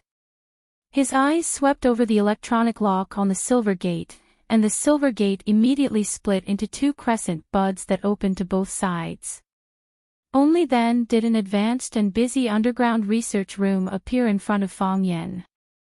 More than a dozen researchers in white coats were sitting in front of computers, typing furiously on the keyboard. There were also some researchers walking around with thick folders in their arms. They seemed to be in a hurry and looked very busy. Lu Chaoga led Fang Yan straight inside. She didn't greet any staff along the way. She pushed open an office door and walked in. Fang Yan followed her into the room and closed the door behind him. There were already a few people in the room, including a dead man. Dean Liu. A bald man wearing glasses took the initiative to greet Lu Chaoga, but his eyes were staring at Fang Yan warily. He is our collaborator, Lu Chaoga said. Zhao Xiqing's eyes flashed with surprise and he nodded to Fang Yan in a friendly manner. Zhao Xiqing. Deputy Dean of the Research Institute. Lu Chaoga introduced Zhao Xiqing to Fang Yan. Fang Yan shook hands with Zhao Xiqing and looked at the dead man in a white coat lying on his office chair as if he was fast asleep. He asked, "What's going on?" "He's dead," Zhao Xiqing said. "How did he die?" "I don't know." Zhao Xiqing shook his head. "When we found him this morning, he was already dead. At first, we thought he was under too much pressure from work or some other physical illness." "What about now?" Zhao Xiqing pointed to his chest and said, "We found that. It was a flower, a red flower. This flower looked very strange. It was shaped like a woman's sexy and seductive lips." "Lip flower," Fang Yan whispered. "Why is there a lip flower here?" Fang Yan had seen the introduction of the lip flower in the book Flora. He knew that it mainly grew in the tropical rainforests of some countries in Central and South America. For example, Colombia, Costa Rica, Panama, and so on. How did it end up in Huaxianao? Someone put it in his coat pocket, Lu Chaoge said. They deliberately let us know that they killed him. They have the ability to do so. Fang Yan's face also became embarrassed. He had just walked through it once. He knew how strict the security in the courtyard of Chaoyan Technology was. It could be said that it was as difficult as ascending to heaven for outsiders to get here. However, in the deepest part of the research room, someone could come and go freely. After killing someone, they even put a small flower in his arms as a keepsake. This was a blatant threat. Lu Chaoge looked sadly at the man lying on the chair and said, "His name is Hu Jia. He is an engineer I invited from the new Academy of Sciences.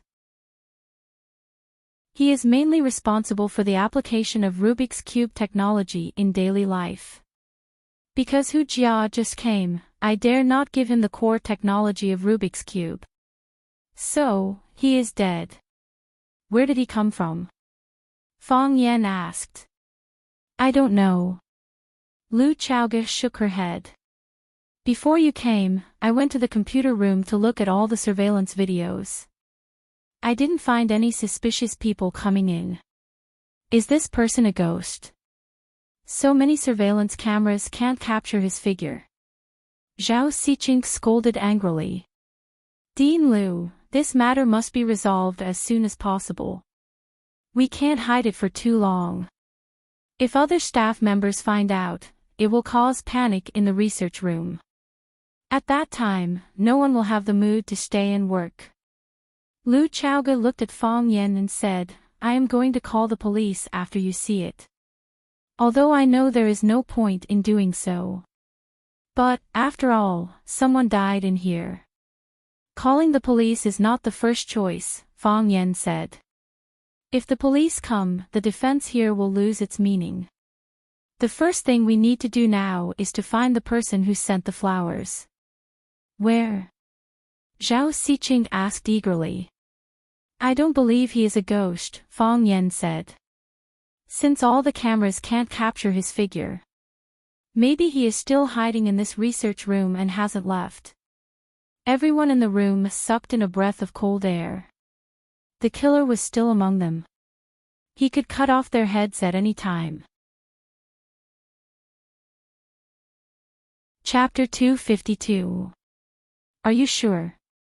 Lu Chaoge's face was also full of worry. Her company had just opened for business, but a murderer with a ghostly figure had sneaked in. How were they going to work properly? If news of this got out, all the busy staff in white coats outside would probably run away, wouldn't they? Smart people were afraid of death, and the people outside were all first-class smart people. Is he really still in the research institute? Seeing the fear in everyone's eyes, Fang Yan smiled and comforted them, saying, "I don't know much, and it's just a little suspicion. Maybe he's long gone. It would be better if he stayed in the research institute." Lu Chaoge had already recovered her calm and sharp state, and said, "If he's still in the research institute, then we'll keep him here forever. If he comes and runs away, then he'll be a big problem for us." What the director said makes sense. Zhao Xiqing nodded in agreement. Today they can kill Hu Jia, tomorrow they can sneak in and kill another Hu Jia. Every one of our engineers is a treasure, and losing one makes our heart bleed. What's worse is that we can't immediately recruit new people to replace Hu Jia's position. Engineers are not masons who can bring back a small group of people just by walking around the market. If we can get rid of him internally, it'll be a good thing. Fang Yan looked at Zhao Xiqing in surprise. This gentle guy actually had a hidden murderous intent in his chest. Zhao Xiqing grinned coldly and said, "Which new technology isn't coveted by countless people? Domestic and foreign, family and outsiders. I've seen these kinds of dirty things in the past."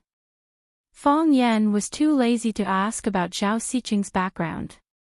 He just looked at Lu Chaoge and said, "How many people are in here?"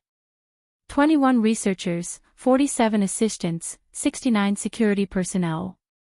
Lu Chaoge was very attentive to the research institute, and she was responsible for all the staff recruitment. Except for a group of people sent by the Qin family to fill out the team, the others were all recruited by her, so she was very familiar with the data. Should we find an excuse to call them in for a chat? Mr. Fong is also watching from the side. If we find a suspicious person, we'll take him down immediately. Zhao Xiqing asked. No. Fong Yan rejected the suggestion. Don't mess around. We mustn't fall into chaos here. The more chaotic it was, the more opportunities it would give him, an opportunity to do evil, and also an opportunity to escape. Let's just maintain the status quo. Everyone is at their own job, and there will be people who do not fit in with the environment automatically appear in front of us. Lu Chaoge trusted Fong Yan very much. She said, I'll give you the control of this place. He then pointed to a dark-faced, skinny man standing behind Fong Yan and said, he is Qining, the person in charge of security here. Qining. Fong Yan's gaze turned cold as he looked at Qining and asked, you're from the Qin clan. I used to be a member of Tianfeng Biological Group, and now I'm a member of Chaoyan Research Institute, Qining said with an indifferent expression. This kid didn't want to expose too much, and Fong Yan wouldn't force him. Plus, not everyone in the Qin family would know if Qin Etienne was injured or how badly injured she was. That was something that could be kept a secret. Fong Yan looked at Hu Jia, who was lying on the chair, and said, let him lie here for the time being. Don't touch his body. Before the autopsy is carried out, no one knows if there's anything strange about the body. Hu Jia's matter will be kept a secret for the time being. All of you should return to your posts. Don't let them find anything unusual. Fong Yan took the lead to open the door and said, Qining, tell me about the Research Institute's protection measures. Qining turned to look at Lu Chaoge. In this courtyard, he only listened to Lu Chaoge's orders. Cooperate fully, Lu Chaoge said. Thus, Lu Chaoge returned to her office. The secretary made her favorite Longjing tea as usual.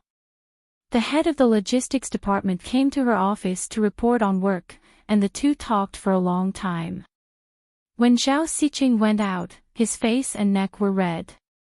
Those who knew him knew that he had quarreled with Hu Jia again.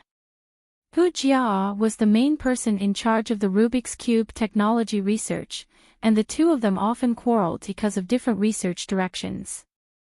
Everyone had long been used to it. It wasn't known if he was curious or worried about Fong Yan, but after Zhao Xiqing went out, he didn't return to his research room. Instead, he walked around the team of engineers outside, constantly going to some research stations to ask something, but his eyes would inadvertently drift in the direction of Fong Yan. Everyone else also returned to their respective positions. Hu Jia's office door was closed, and Qining even deliberately added a lock when he came out. He was afraid that someone would go in to report to Hu Jia and find that he was dead. Qining was indeed a member of the Qin family, and a relatively core member of the Qin family. Qin Etienne made a phone call back, and then Lu Chaoge rushed to Huaqing Airport with the research materials of the Rubik's Cube technology. She took a private plane that was already parked there and flew to Yanjing. The person who brought the private plane to Huaqing to welcome Lu Chaoge was Qining. The mistress of the family personally met with Lu Chaoge, and the two didn't negotiate for a long time. Then, Qining was ordered to send Lu Chaoge back to Huaqing, and then led his people to take charge of the security of the Chaoyan Research Institute. One had to know that Qining used to be the security consultant of the Qin family.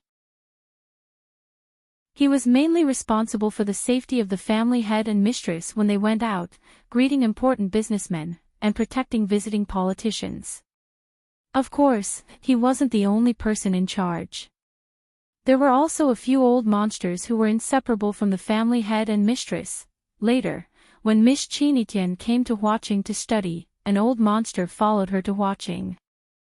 When Qining first came over, he was still a little nervous, thinking that he had made some mistake and was kicked away by the mistress. Later, when he saw a large number of engineers and researchers sent by Tianfang Biological Group, which belonged to the Qin family, Qining knew the true purpose of the mistress sending him over. This place was very important, and no mistakes were allowed. Therefore, Qining put in a lot of effort to arrange this courtyard into an impenetrable defense.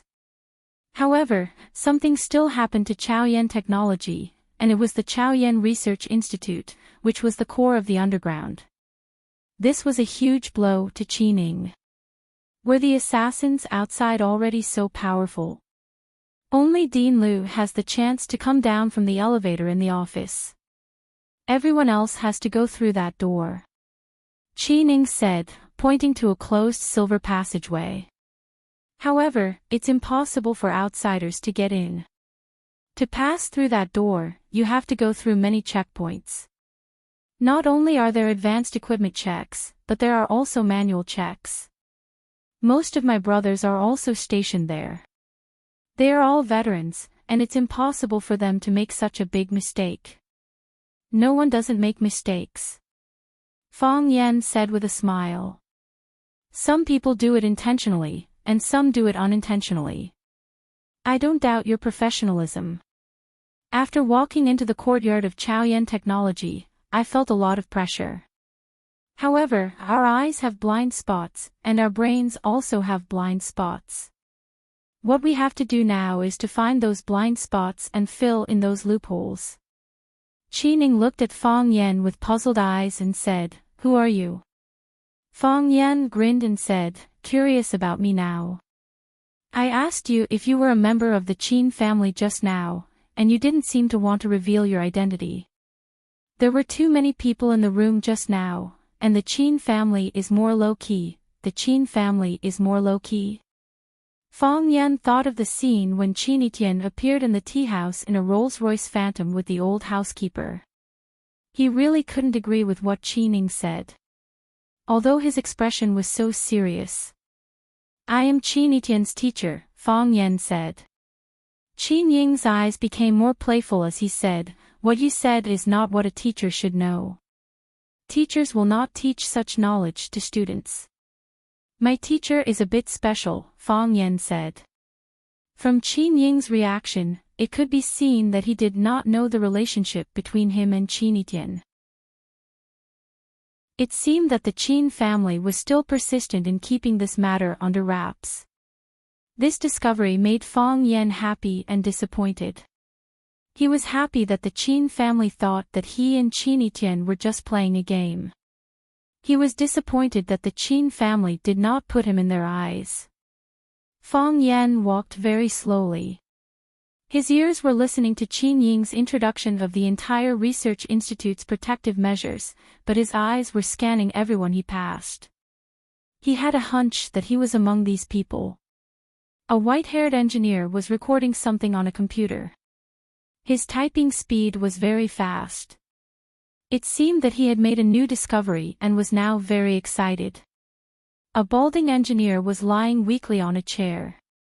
His eyes were lifeless, and one of his hands was grabbing the few strands of hair on his head. A female researcher wearing a white coat was standing in front of a container that was constantly heating up. She kept recording the rapidly rising red numbers on the container cup. Everyone was busy, and everyone was focused on doing their own things. No one looked at Fang Yan. Many people did not even notice that Fang Yan was standing behind them. Fang Yan walked around and returned to the female researcher who was standing in front of the container recording numbers. Looking at her focused expression, he asked, "Do you think I am handsome?" The female researcher raised her head and glanced at Fang Yan. The pen in her hand was still recording quickly. She said with a displeased expression, "Get lost. You haven't answered my question yet. Do you think I am handsome?" Fang Yan did not get lost. Instead, he continued to ask this ridiculous question that made Qining want to cover his face and run away. Chapter 253. Do you think I'm handsome? This was a question that made one's teeth ache and one's legs tremble. If it wasn't for the fact that when Fang Yan asked this question, his body happened to block the only exit of the research room, Qi Ning would have suspected that this guy wasn't here to find an assassin, but to pick up a girl. This woman wasn't gorgeous, but her facial features were distinct, and she had the demeanor of a European and American chick. Moreover, she was tall and wore a loose white coat. She did look somewhat charming. A serious female engineer. Such a woman was rare outside. Qi Ning was also an expert. Otherwise, he wouldn't have had the opportunity to become the head of security here. Experts all had their unique sixth sense, and Qi Ning's sixth sense told him that there was something wrong with this woman. This was because there was something wrong with Fang Yan's attitude towards this woman. Even though he still couldn't figure out what exactly was wrong with this woman. He made a gesture behind him, and immediately, a few strong young men in black suits came from all directions and surrounded them. It was very subtle, and even the other staff members didn't notice their movements. The woman was completely infuriated by Fang Yan. She closed the folder in her hand and stared at Fang Yan's face in dissatisfaction. She said, "You're not handsome at all. Pig head and dog face, bear's back and snake's heart, wretched voice, shameless smile. I've never seen a man more disgusting than you. Now you know the answer, right? Get lost, don't disturb me while I'm doing my experiment." Hearing such a horrible evaluation, Fang Yan wasn't angry at all. He smiled and said, "If that's the case, why do you always sneak a peek at me?" "When did I sneak a peek at you?" The woman was about to explode from anger at Fang Yan. She pointed at Fang Yan and said, "I've been doing boiling experiments all this time. I didn't even notice whether you're a human or a dog. I'm not in the mood and I don't have the time to joke with you. Get lost, or I'll complain to the director. What right do you, bodyguards, have to interrupt our work? Do you know how much damage you've caused to the Institute by disrupting my train of thought?" Qi Ning stood beside Fang Yan. Although he was helping Fang Yan block off all possible escape routes for the woman, he said to Fang Yan, "The Institute has a rule that no one is allowed to disturb the work of researchers without reason." This kid was also a slippery fellow.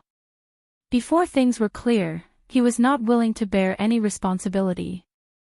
Now that he had reminded Fang Yan that there was such a rule in the Research Institute, it was up to Fang Yan to decide how things would develop in the future.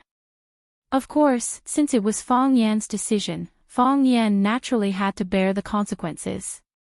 Fang Yan pointed to the glass container and said, "The container can reflect light."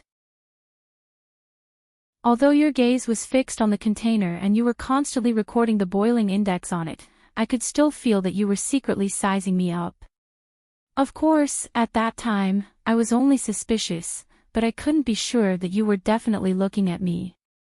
When I left your research room and walked outside, you raised your head and looked at me. Fang Yan pointed to the glass wall opposite the research room and said, "Don't lie. I clearly saw you sizing me up in that mirror." Fang Yan stared at the woman and said, "Since you said that I'm not good looking, then give me a reason why you peeped at me." "I thought that you were very ugly, so I looked at you a few more times. If I were walking on the street and saw a clown wearing silk stockings or a puppy wearing a red vest, I wouldn't be able to help but look at you a few more times. Is this reason enough?" The woman said with a face full of sarcasm. "I walked through the entire underground research institute, walked past every staff member, and found a problem. Do you want to know?" "What?" the woman asked curiously. "You used perfume," Fang Yan said.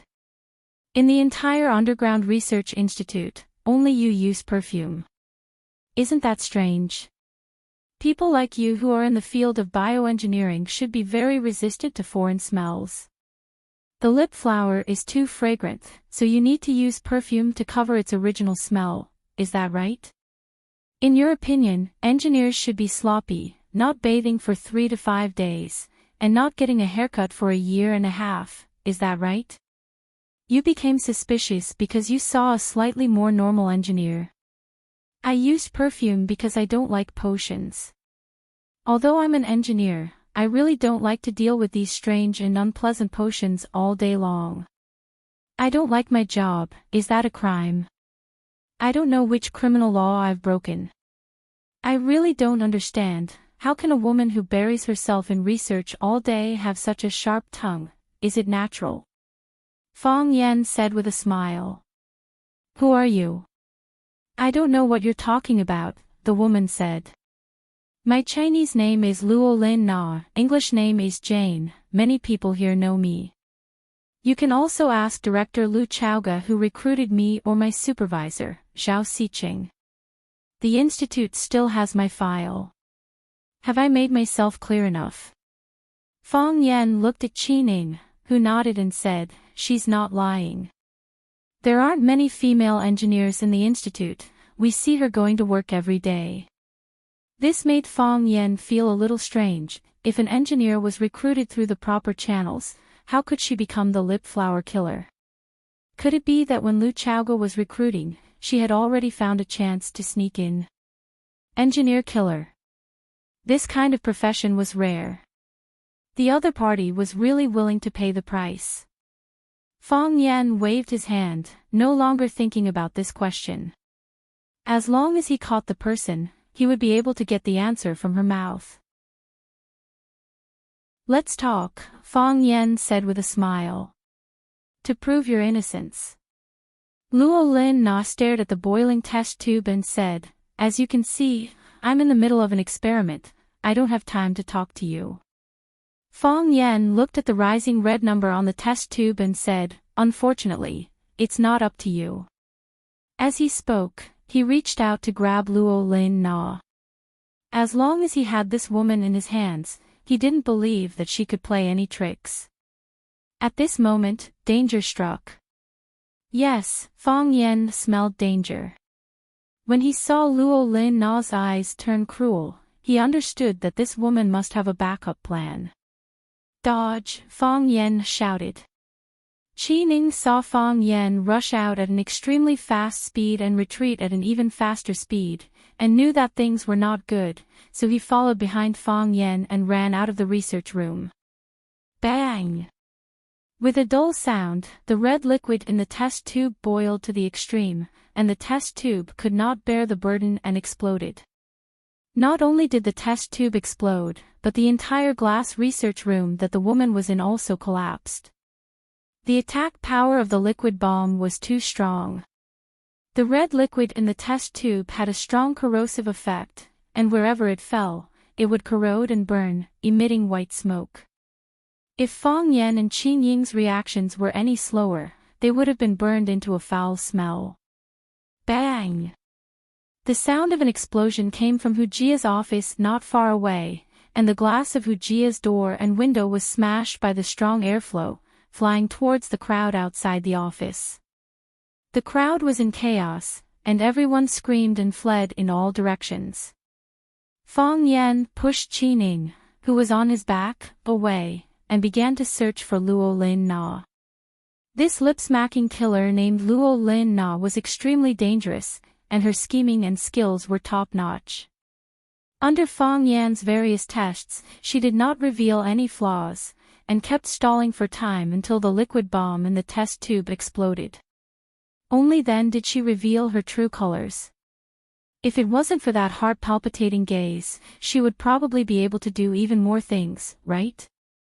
Where did they find such talents who knew biology and could kill without batting an eye? The crowd was in chaos, and the entire underground research room was in a mess. White smoke billowed in the glass research room, and Hu Jia's office was actually on fire. Obviously, this woman was an expert in weapons. She caused 2 explosions under Fong Yan's nose at the same time, and he had to admit that she was a strange woman. Protect the director, Fong Yan shouted. Qi Ning did not hesitate, and made a gesture, and a group of men in black rushed towards the office where Lu Chaoga was. Fang Yan stood still, and his eyes were like the eyes of an eagle, searching the crowd. From where he stood, he could see a group of people in white coats running towards the emergency exit. Damn uniform, it made it more difficult for him to find Luo Lin Na in the crowd. The emergency exit was tightly sealed, and the engineers ran to the door, but found that there was no way to run out of the office. One by one, they shouted, and some ran towards the director and deputy director's office, trying to force them to open the door.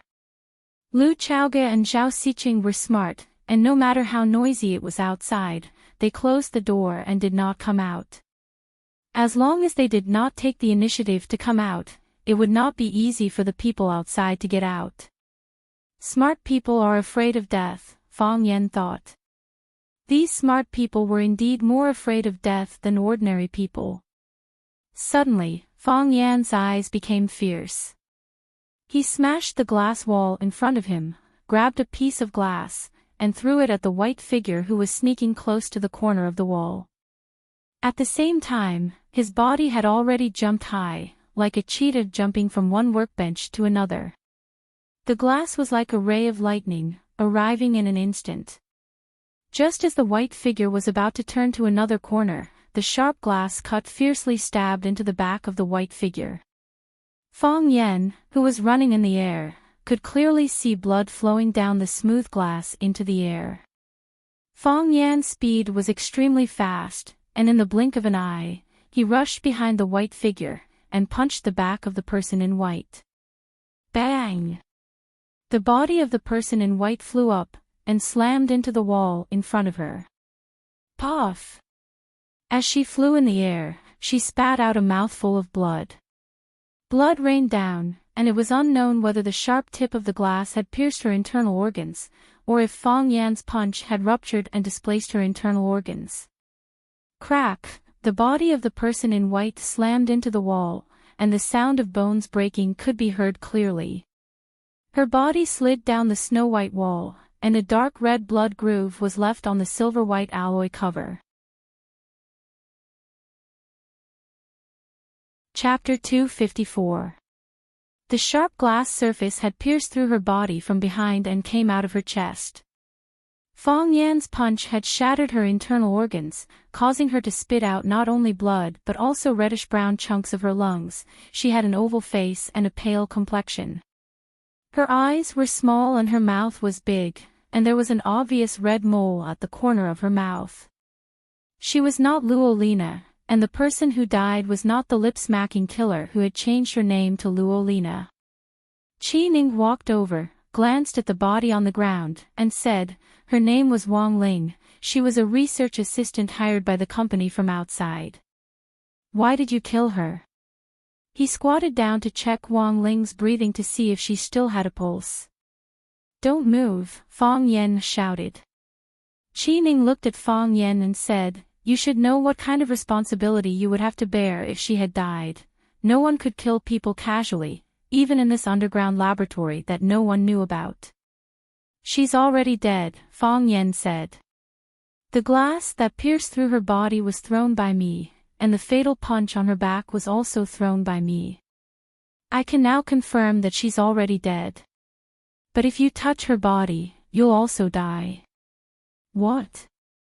Qi Ning stared at the body on the ground warily and said, she's already a dead person. What else could she have done? Qi Ning's gaze swept over the body and said, you're saying there's something strange about her body. Fang Yan nodded and picked up a pen from the ground. He used the tip of the pen to lift up the white coat worn by the body and pointed at a small silver ball that rolled out and said, as long as you touch that ball of light, both of us will be blown to ashes. How do you know she has such a thing on her body? Qi Ning asked doubtfully. This kind of round ball was very rare, how could it have such a powerful destructive power? I guessed, Fang Yan said. He didn't want to tell Qi Ning that he and Qinitian had experienced this kind of thing together, and he also didn't want Qi Ning to know how he and Qinitian had escaped from death. This was the secret between him and Qinitian. Since the Qin family did not want to make it public, why should he be a villain? She tried to use it to fight back as the glass pierced through her body. Unfortunately, Fong Yan's speed was too fast. His fist landed on her back, cutting off her life force and draining her strength. Therefore, the silver ball could not be activated and thrown out. Otherwise, this research lab would be destroyed. Qi Ning was very depressed. He knew that Fong Yan was hiding something from him. However, he had held back from Fong Yan before, and when Fong Yan wanted to further inquire about his background, he stopped him. Therefore, if Fong Yan didn't say anything, he couldn't do anything about it. "She's in cahoots with the lip flower killer," Fong Yan said. After looking at her height and body shape, he said, "She might be the substitute of the lip flower killer. She exposed herself at this time to cover lip flower's escape. She has a substitute." Qi Ning was really angry. How many people did they send in? What are they trying to do? "They want the Rubik's Cube," Lu Chaoga said coldly as she walked over and looked at the body on the ground. "I personally recruited Wang Ling. I was worried that she was a commercial spy, so I had her life and work history reviewed from birth until now, but I didn't expect that there would still be a problem. It was because they were worried that someone would do something in the middle, so the recruitment was fully handled by Lu Chaoga.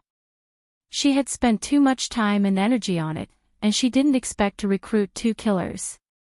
This was a very serious blow to Lu Chaoga." Fong Yan patted Lu Chaoga's shoulder and said with a smile, "The most famous intelligence agencies in the world are the former Soviet Union's KGB, the United States FBI, Israel's Mossad. These are all agencies that specialize in intelligence gathering and espionage, and there will also be spies from other countries in their ranks. This kind of thing is hard to avoid. Lungtu Group is such a big company, there should be a lot of commercial spies in it, right?" Lu Chaoga nodded and said, "It's good to be exposed earlier. Let me know how to take precautions.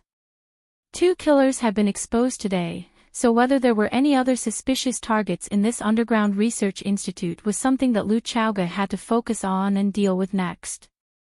A man in black came over to report to Qi Ning and said, "Captain, we've searched everywhere, but we didn't find the target."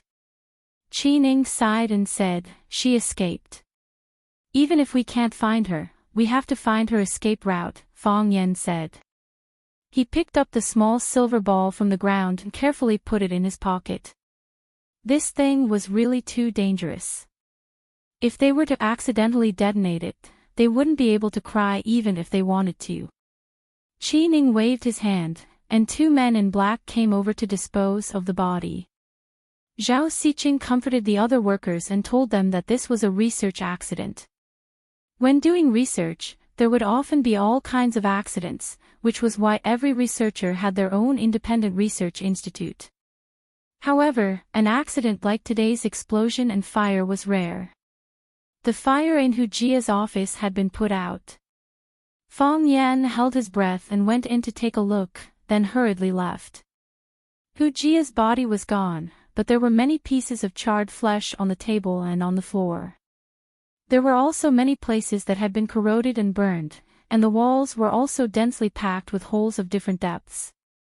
It was too horrible to look at.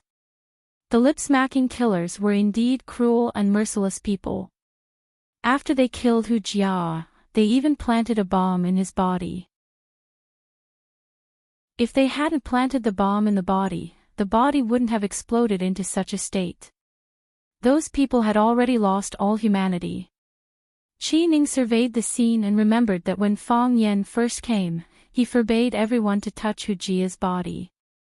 He couldn't help but take another look at him. Who was this guy? Why did he know so many things?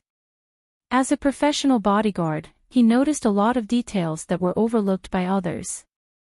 Compared to him, he was completely unqualified as a bodyguard.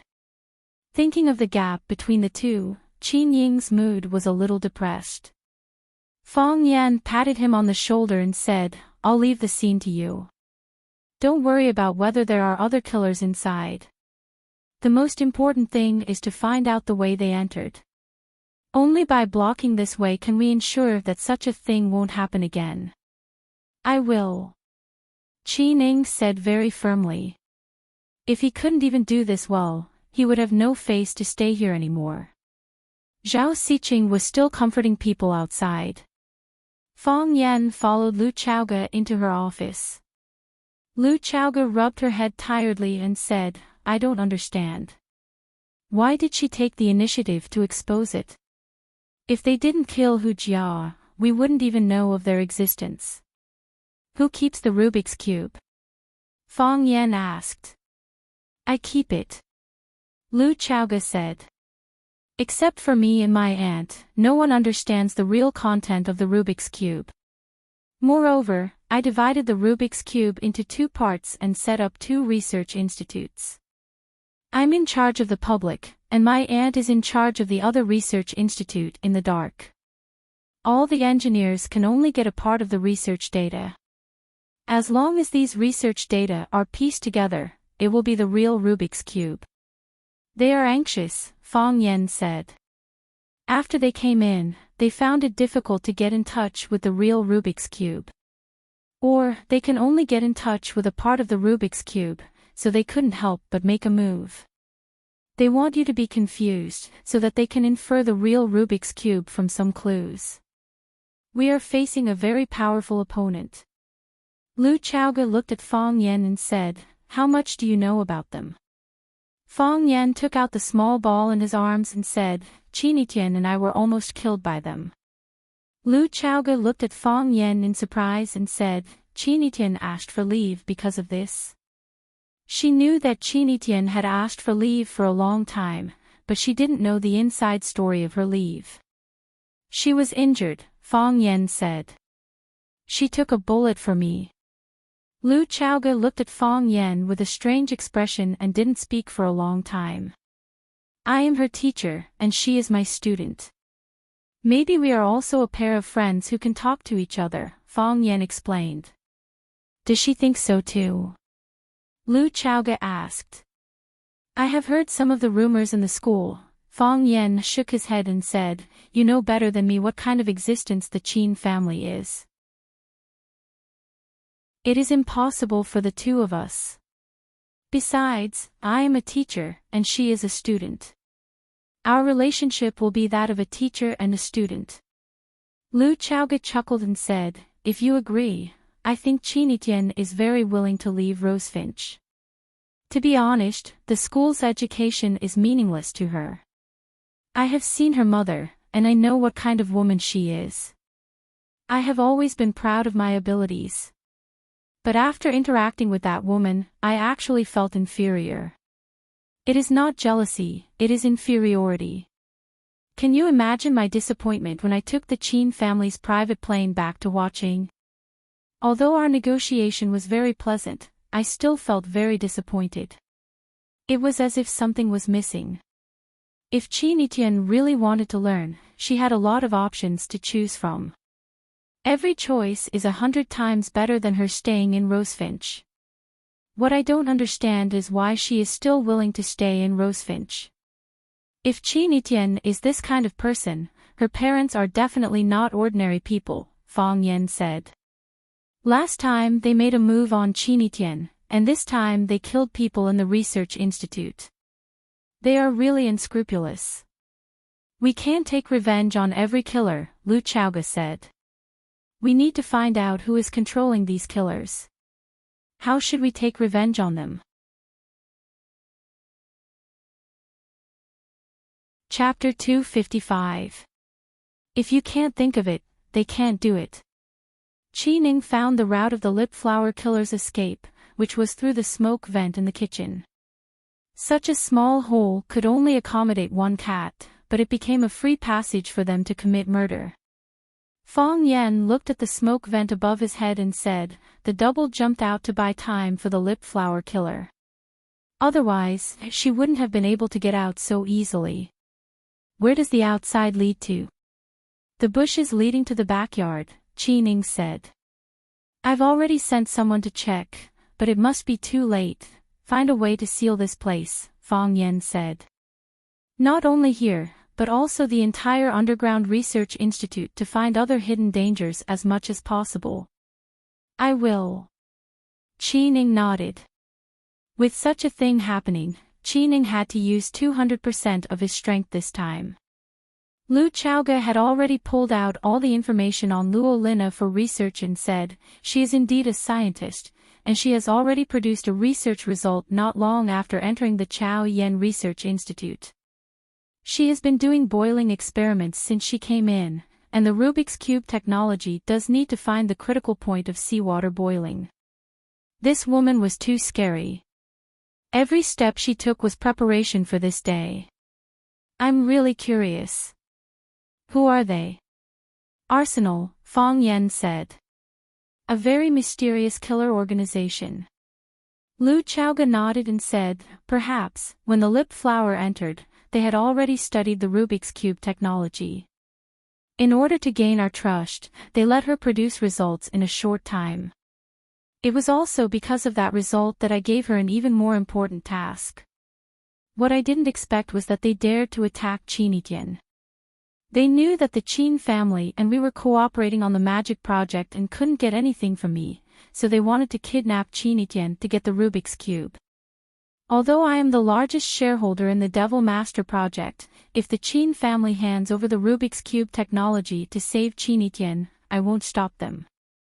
I can't stop them. Fang Yan nodded and said, so, it makes sense that a few things have happened consecutively. They originally wanted to kidnap Qinitian to take away the Rubik's Cube, but the kidnapping failed. They knew the consequences of offending the Qin family, and they also knew that the Qin family would definitely seek them out for revenge. Hiding in the Underground Research Institute was no longer safe, and it was very easy for the Qin family to find them. So they killed Hu Jia to create chaos, hoping to fish in troubled waters to find the real whereabouts of the Rubik's Cube technology. I'm really unlucky, everything is related to me. Lu Chaoge looked at Fang Yan and said apologetically, when I gave you Chaoyan's shares, I wanted to repay your kindness, but I also had my own selfishness. You can withdraw now. I think I'll find a way to solve the problem. Since they have the backing of the Qin family, they won't sit idly by. Fang Yan shook his head and said, I didn't accept your shares for the sake of earning more in the future. It's not easy for a woman to start a business, and I don't want anyone to bully you. If I can help, I'll definitely do it. I didn't withdraw at that time, and I won't withdraw now. Fang Yan couldn't withdraw now. The Qin family sent that information, and they would keep an eye on Fang Yan's follow-up actions. Thank you, Lu Chaoge said gratefully. Fang Yan waved his hand and said, don't say this word. If you say it, I won't get any benefits. Instead, it feels like everything I've done for you is cancelled out. Lu Chaoge chuckled and said, I went to see my grandmother yesterday, and she made a lot of delicious food for me. Did she say anything to you? Fang Yan asked warily. She did. What did she say? Fang Yan secretly prayed that his grandmother would not fan the flames. She told me to eat more, and that I've become thinner recently, Lu Chaoge said. That's good. Fang Yan let out a sigh of relief. What? Lu Chaoge looked at Fang Yan's expression and asked in confusion. Oh, it's nothing, Fang Yan said with a smile. You still have a lot of things to do, so I won't bother you anymore. You just need to manage the research institute, and leave the search for the culprit to me. This is also the result that many people want to see. Be careful, Lu Chaoge said. Lu Chaoge took Fang Yan into the elevator, and after entering a series of passwords, the elevator slowly went up. Seeing that there was a piece of white dust on Fang Yan's collar, Lu Chaoge took a step forward and reached out to carefully brush off the dust. Her body was close to Fang Yan's body, her towering chest was almost touching Fang Yan's chest. The mature woman's elegant fragrance, as well as the fragrant air she breathed, made it hard for people to extricate themselves from it. As long as Fang Yen reached out a little, he could hold Lu Chaoga's curvy and sexy body in his arms. Lu Chaoga's face was very close to Fang Yan's face, and their bodies were almost glued together. Lu Chaoga's eyelashes fluttered, but she secretly sighed in her heart. When Fang Yan's figure was far away, Lu Chaoga murmured, "Grandma also asked me to take good care of you." In front of the cafe at the corner of the street, a black Volkswagen was parked. A woman wearing shorts, leather boots, and sunglasses strode over, opened the back door, and sat in, and then the Volkswagen immediately started. "How was it?" the driver asked with a smile. His facial features were well defined, and he had a full beard and a pair of sunglasses on his face. He looked like a very manly man. That guy was not easy to deal with, right? As sly as a fox, and as fierce as a dog, the woman said with an unfriendly expression. "If it wasn't for the cover of the substitute, I wouldn't have been able to escape." Even a prostitute can slip up sometimes. It's really surprising. The driver joked. Flowery Lips was also known as a prostitute. Because the man and the woman were of the same level, and they were partners, they dared to call out this unknown title casually. If it were someone else, their mouth would have been stuffed with a liquid bomb by Flowery Lips. This kind of opponent is interesting. The woman was not angry. She sneered and said, "If it was too easy to die, this game would be boring." The smile on the male driver's face disappeared, and he said, "Don't act on your own. You should know that we failed to kidnap the Qin family's eldest daughter last time." Although the Qin family did not show any reaction, the more they did, the more worried we were about their crazy revenge. After so many years, who dares to use force on the Qin family? Our task is to take the Rubik's Cube. Don't try to challenge Fang Yen. Fang Yen is not as easy to deal with as we think. If it wasn't because you wanted to get rid of Fang Yen, how could you put yourself in danger? Kill a few people and make them fall into chaos. We just need to stay outside and keep an eye on them. It's safe and effective. You just said that no one dares to use force on the Qin family. For so many years, how many people have dared to use force on our arsenal? The arsenal exploded at the slightest touch. We have to make him pay the corresponding price. It's not too much to take his life, right? The driver shook his head and said, "Everyone only has one life. Who wants to be taken away by others?" Fang Yan doesn't want it either. He doesn't have the final say on this kind of thing. What is fighting? Fang Yan asked as he stood on the high platform and looked at the more than 200 students below. This was the second time he had taught a class.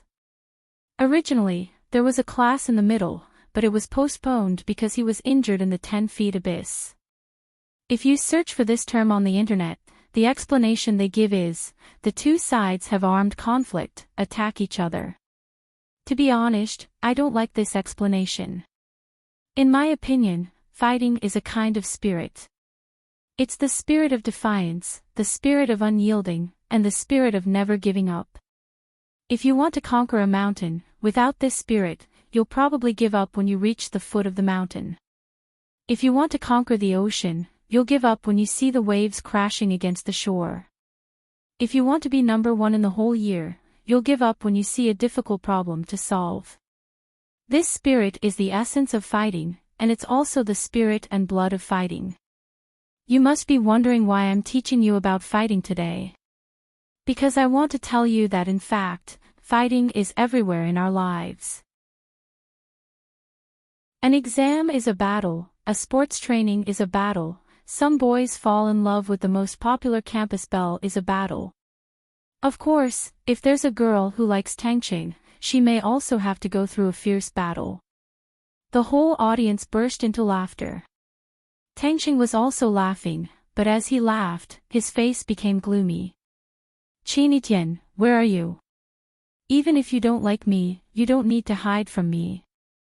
Send me a message to tell me that you're still alive, that you're fine."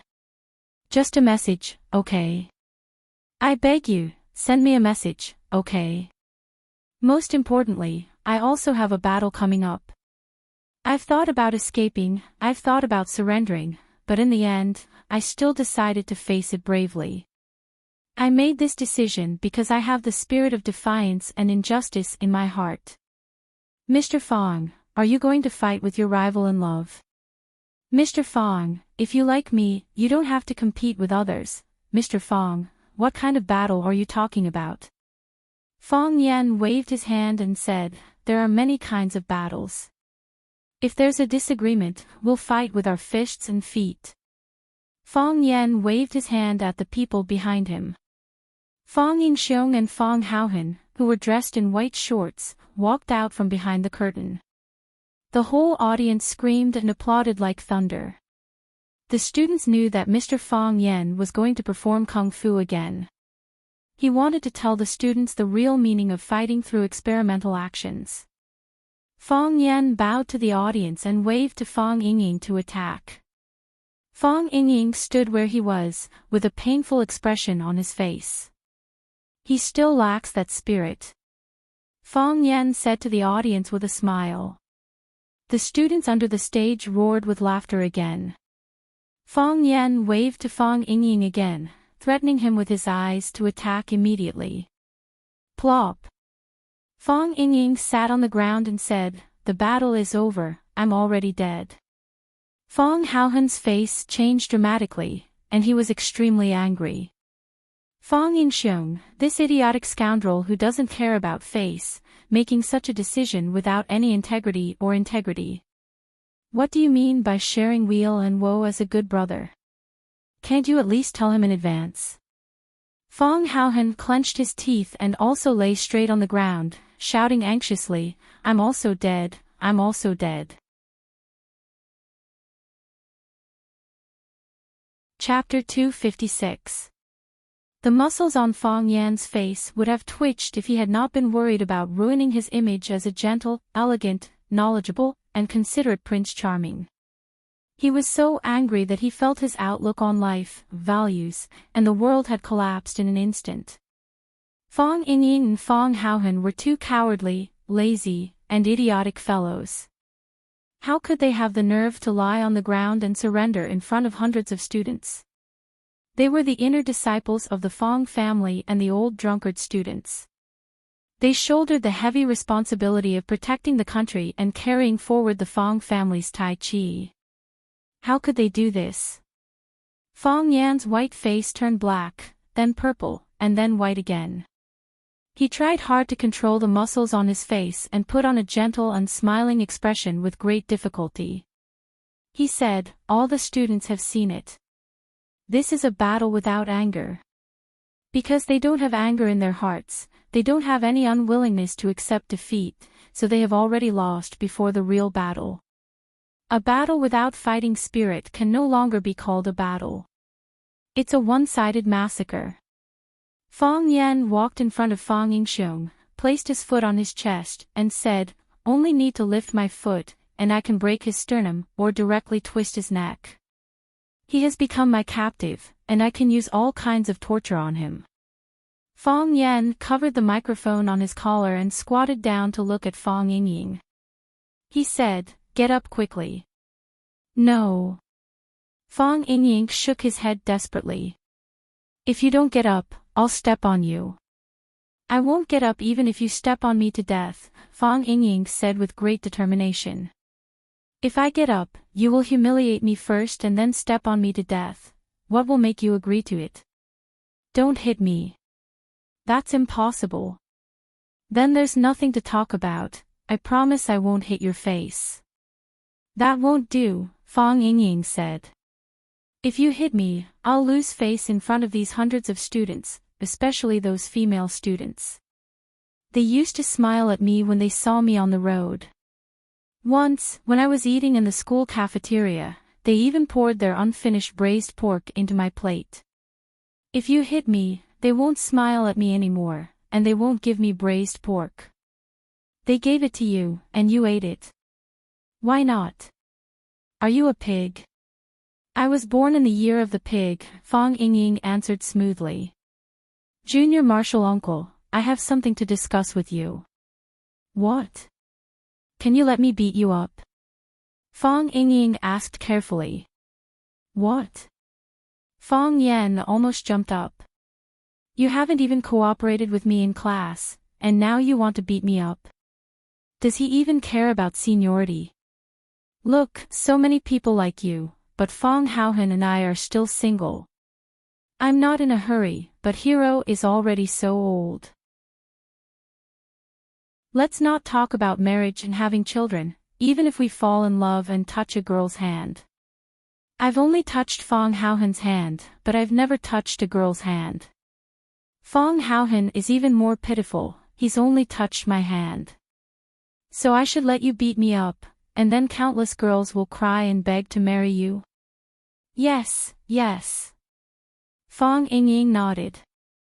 If Miss Yi beats you up, she will become the queen of Rosefinch High School. I've asked around, and many boys like her. Last time when I was walking on the road, there were 2 guys who ran up to me and asked for Miss Ye's phone number. You're so good at martial arts, if Hero and I can beat you up, we will become the idols of our school. How can you be so childish? Fong Yan said angrily. How am I childish? Fong Yingying was not convinced. He had been thinking about this for a long time. As long as Junior Martial Uncle beats him up, he will immediately become famous in Rosefinch and become the king of Rosefinch, the legendary bird king. Just thinking about it made him so excited that all the fat on his body shook. You think Yi Gentle will become the queen of Rosefinch just because she beats me up? Ask Li Xiaoyan to come and beat me up.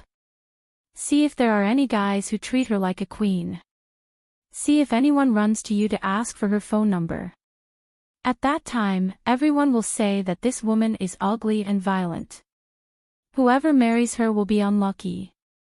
Li Xiaoyan was the daughter of the monkey-fished Li family, and she was the most important person in their circle. With a height of 1.6 meters and a weight of nearly 100 kilograms, she was like a moving mountain of meat when she walked. Even Fong Yingying, the fatso, looked small and dainty in front of her, not to mention Fong Yan and Fong Haohan. Fong Yingying's eyes were dull, and he said, Junior Martial Uncle, what do you mean?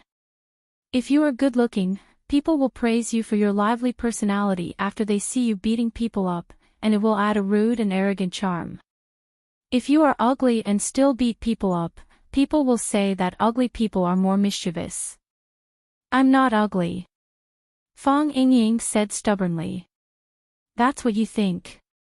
Fong Yan said angrily. He suddenly used his strength and dragged Fong Yingying up from the ground. Fong Yingying was anxious, and he wanted to lie down again as if he was suffering from osteochondrosis. Fong Yan patted his shoulder, and Fong Yingying's reflex muscles were suppressed, and he hit Fong Yan's chest with his palm. Fong Yan was very happy, and he said to the students in the audience, Did you see that? Even a clay figurine has some anger. When a person has anger, the strength he can display is quite shocking. This kind of person, even if the final result of the battle is defeat, he has already gained my respect. Although Fong Yan said this, he had already kicked Fong Yingying, who had gained his respect, to the back of the curtain of the stage, and he couldn't get up for a long time. Fong Yan walked toward Fong Haohan, and Fong Haohan's eyes closed, and he directly fainted. Fong Yan was a little regretful and thought, next time in the big class, he would just bring Fong Haohan to the stage alone. As an elder, he must be fair, and treat everyone equally. Today, he hit Fong Yingying, but not Fong Haohan. This was not fair, and presumably, Fong Yingying was also not happy. Being a person is difficult. Blue Mountain Club. This was one of the more famous clubs in Huaqing, and it was also the first choice for the young masters of Huaqing to gather. There was a rumor that the backer of this club was one of the 4 young masters of Huaqing, but who it was still a mystery. This was because none of the four prodigies of watching had admitted that they were related to Blue Mountain Club. There was a big battle recently, have you guys heard about it? A young man with ear studs asked curiously. In his arms was a snow-white, big-breasted loli. The loli was holding a fork in her hand, and she was currently feeding the strawberries on the plate into the ear stud man's mouth one by one. What battle? Let's hear it. A woman wearing a black dress that revealed her beautiful collarbone asked casually. She was flirting with a handsome British guy beside her. This is a real battle. The ear stud man said with a face full of pride. Huaxia Tai Chi fighting the Japanese sword god, doesn't it sound a bit interesting? This isn't like those boxing matches on TV, it said that it's a real life and death battle between internal experts. Huaxia Tai Chi. Japanese sword god. Someone snorted. In this day and age, even a duo can represent Huaxia Tai Chi. Where did the god of swords come from? Which small East Asian island? The hype nowadays is getting more and more out of hand. Tell me, how much is a ticket? I don't sell tickets. They're fighting on top of Sword Peak. The ear stud man said unhappily. He heard it from a very important person, and the source was definitely reliable. They're quite into it. Why don't they change their names to Shiminchue Shua and Yiguching? You guys don't know, right? A fatso joined the crowd with two foreign girls in his arms and said, if I tell you who the person fighting the Japanese sword god is, you won't say that. Who is it? Everyone was curious. Fong Yen, fatso said. Who is that? Some people didn't know who Fong Yen was. There's nothing much to say about Fong Yen, he's just a middle school teacher. Fatso knew how to stir up the audience's emotions. However, this little teacher destroyed Lu Shu, one of the four young masters of watching. I heard that his body was crippled and his face was disfigured. Do you guys think he got his title of flower breaker for nothing? Does that mean you guys understand that this isn't a game? That Fong Yen. Why is he fighting the Japanese? I heard that the Japanese came looking for him, who knows? These guys are all brawn and no brains, what can't they do for the title of number one in the world? Then can we go and watch? The curiosity of the women was fully aroused. When is the competition? Let's go and support that flower breaker. No matter what, he's a contestant from our country, we can't let those Japanese win. Just as everyone was discussing the fight between Flower Breaker and the Japanese sword god, a wheelchair made of stainless steel stopped in front of them. A man wearing a wolf mask sat in the wheelchair. His body was curled up in the wheelchair, one hand supporting his chin. The two eyes in the wolf's eyes sized up the people in front of him with great interest. He said, "The story is quite interesting. What happened to one of the four prodigies of watching who was beaten up by Playboy Breaker in the end? How many bowls of rice does he eat every meal? Can he still go out and pick up girls? Oh right, is he still alive? There's no point in living after such a tragedy, isn't there?" Everyone held their breath and looked at the wolf-headed man in front of them in fear. Although they couldn't see his face, everyone could feel that he was smiling. However, his smile was so cruel. It was as if he could stab himself at any time. Chapter 257. No one answered the wolf-headed man's words. This person's arrival was too strange, and his identity was too suspicious. Under this dim and ambiguous light, wearing a bronze wolf mask in front of everyone, it already made everyone's heart feel heavy, and it was hard to breathe. Was this something that a normal person could do? What? No one wants to answer. The wolf-headed man said with a smile. You see that I am disabled, so you bully me. The man with the earrings secretly swallowed and said, We are not bullying you, but the questions you asked, we don't know. That young Master Lu. Ever since his accident, he has never shown his face in public again. Before, when he had nothing to do, he would come to the Blue Mountain Club to sit down. I even fought with him a few times, but I haven't seen him for a long time. Yes. There was a rumor that he was dead before, but I don't believe it anyway. Later, Lu Qingming came out to support the Lu family, and this rumor became more and more popular. Fatso didn't go on. If he did, it would seem like he was trying to sow discord. So you think that the unlucky and miserable young Master Lu is dead, right? The wolf-headed man reached out to pat Fatso's face. Although Fatso was fat, he wasn't short. The wolf-headed man sitting in a wheelchair tried to stretch out his hand, but he couldn't reach his face. "Give me your face," the wolf-headed man said. Fatso clenched his teeth, ignoring everyone's surprise and the subtle sneers on their faces, and really gave his face.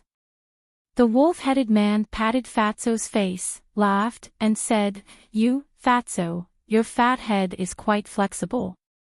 Do you know what will happen to you if you don't give me your face?" "I don't know." Fatso's face was very close to the wolf-headed mask, so he could more deeply feel the ridicule and hatred emanating from the wolf-headed man's eyes. He felt very strange. He had no enmity with this wolf-headed man. It was the first time they met, so why did he hate him?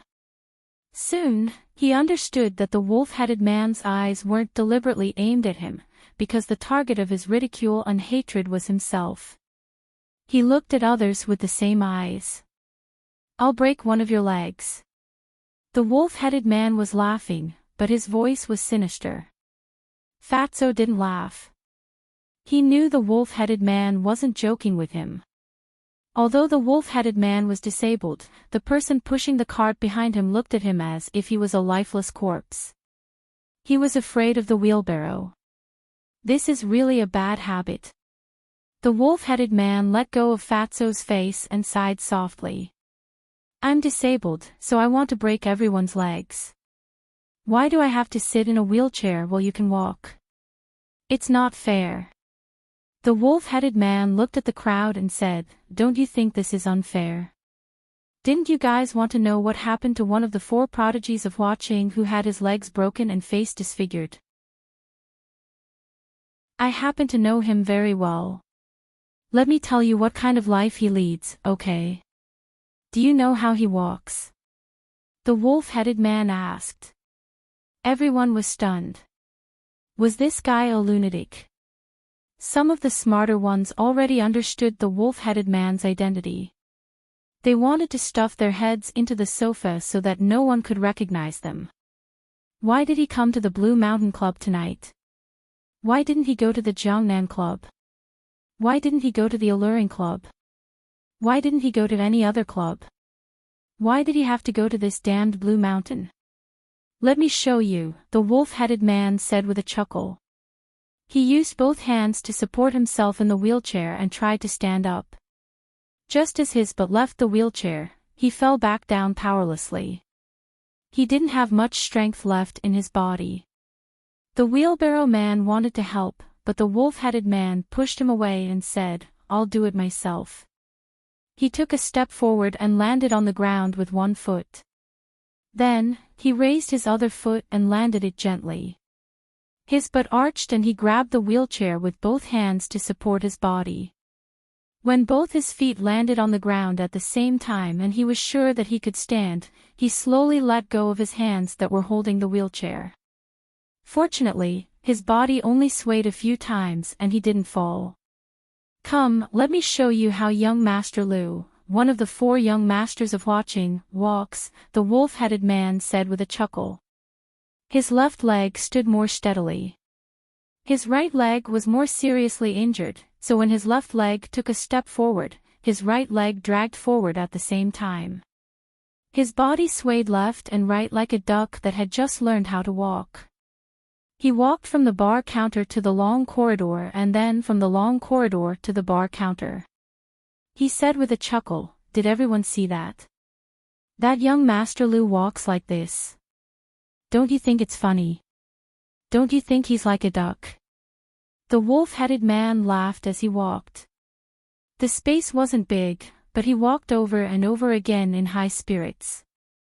As he walked, he asked everyone if young Master Lu walked like a duck. There were more and more onlookers, and some people even ran out of the private room to watch up close. No one spoke, and no one smiled. Everyone held their breath, as if they were watching a very sad one-man stage play. In the private room upstairs, Lu Qingming and a group of his companions were drinking and chatting. Looking at the wolf-headed man's performance through the window, Lu Qingming's face was gloomy. "Young master, is that wolf-headed man crazy? Since when does the Blue Mountain Club need a clown to perform?" "Paw!" Lu Qingming suddenly turned around and slapped the talkative guy's face. "Don't call me young master!" Lu Qingming roared. A long-legged beauty leisurely held a glass of wine and said, "What? Lu Qingming, do you only have this little courage? It's the Lu family's decision to let you take the lead, not you. What are you afraid of?" "Wang Jinghong, shut up." Lu Qingming fiercely glared at the woman and said, "If you want to die, don't drag me to hell with you." Wang Jinghong stood up and stood in front of the window with a glass of wine in his hand. He sneered and said, "Having such a big brother really makes people scared and have nightmares at night. But a cripple is a cripple, and a disabled is a disabled. What else can he do now? Don't tell me you're going to hand over everything you have just because of his comical return. Let me tell you, if you dare to do so, I will look down on you for the rest of my life." Wang Jinghong pointed at the wolf-headed man who was still walking back and forth, giggled and said, "Look, doesn't he look like a duck?" Lu Qingming didn't laugh. He clenched his teeth and tightly grasped the window with both hands, almost tearing off a piece of the precious wood. For him, this was a difficult choice. The wolf-headed man walked back and forth 5 or 6 times, panting and sweating profusely. More and more people gathered around, which made him very satisfied. He walked around in circles, glanced at the audience, smiled and greeted everyone present, and said, "You say, isn't that young Master Lu ridiculous? Isn't he pitiful? However, there is something even more ridiculous and pitiful. Do you know how his face was shaved? You must not know, right?" The wolf-headed man proudly patted his chest and said, "I know. Come, let me show you." Is there any applause? No one applauded. No one dared to applaud. The atmosphere at the scene was dreadfully depressing. It was obviously a scene of feasting and debauchery, and there were many handsome men and beautiful women around, but everyone seemed to be receiving a solemn trial. This wolf-headed man was judging them. Such a strange thought emerged in their minds. No one applauded, but the wolf-headed man was still enthusiastic and said, "You haven't seen my performance, so you don't want to applaud. When you see my performance, you will definitely not be able to stop yourself from clapping. Because in this world, no one can perform better than me." As the wolf-headed man spoke, he reached out and touched the back of his head. The wolf-headed mask was taken off, revealing a ghostly face that made everyone present instantly feel a chill down their spine. Yes, it was not an exaggeration to describe it as a ghostly face. There were scars all over his body, one wound next to another, and there was almost no skin left unscathed. The left eye was cut in the middle, the bridge of the nose collapsed and almost became a big hole, and the lips were also cut in many parts. It was as if one could use chopsticks to pick up a piece of it and dip it in wasabi to go with wine. He was no longer a human. Even an evil spirit that dressed up a little would be more likable than him. This wolf-headed man was one of the 4 beauties of Flower City, Lu Shu, who had been missing for a long time. "Where's the applause?" the wolf-headed man said aloud. He didn't laugh, his voice was hoarse and low, as if he was crying. "Now that you've seen my performance, shouldn't you give me some applause?" I bet you won't be able to find anyone more like me. Because the person I'm imitating is myself. Clatter, applause finally rang out. But it wasn't enthusiastic. A tall man came over with 2 glasses of red wine and said, "Young master, let me propose a toast to you." The wolf-headed man took the red wine, clinked glasses with the man, and downed it in one gulp. A woman came over with 2 glasses of wine and said, "Young Master Lu, you are still the most charming man in the world." The wolf-headed man took the woman's glass, clinked glasses with the woman, and downed it in one gulp. More people came over with glasses of wine. Looking at Lu Shu, who was surrounded by countless people toasting, the eyes of the man pushing the cart became moist. Lan Shanggu looked at the scene happening in front of him, his fingers rhythmically tapping the table, and said with a solemn expression, "He's so cruel to himself, he'll be even more cruel to others." The current Lu Shu is the truly terrifying Lu Shu. Only such a person is worthy to be your opponent, right? Fang Yan stood next to Lan Shanggu, and said with a wry smile, "Why are all my opponents such lunatics?" Chapter 258. The most unlucky thing was to wear a new pair of leather shoes and accidentally step on dog poop. What was even more unlucky was to want to wipe the poop clean but accidentally let it stain your new pants. Fang Yan felt that bumping into the willow tree was like stepping on a pile of poop. Moreover, he thought that his previous action had already gotten rid of that pile of poop. Now it seemed that the poop had already moved to other parts of his body, such as his eyes. To be honest, the willow tree's performance today made him feel a chill in his heart. Using Lan Shanggu's words, he was so fierce to himself. If it was his enemy that fell into his hands, there would only be death. Everything that the willow tree did was to ruin himself. He sank his face and dignity to the bottom of the valley. He treated himself as a pile of mud. He already said that he was a pile of mud. How could you laugh at him and step on him? No one laughed at him, and no one looked down on him. The trash that should have left the stage of watching, instead, risked his life to climb up from that smelly ditch. Even at this time, his body still carried that stench, and some of his rotten flesh had already grown fat maggots. However, a man that could stand up from that kind of hopeless situation was a real man. He would always be able to gain more respect from others. Therefore, the willow tree became the central character of the Blue Mountain Club tonight. Lan Shanggu sat back on his seat and said, "These families that have been passed down for hundreds of years always have their own outstanding points. Especially when it comes to the cultivation of their descendants. Every family has some unique methods. The saying that the Lu family produces talents isn't just for show.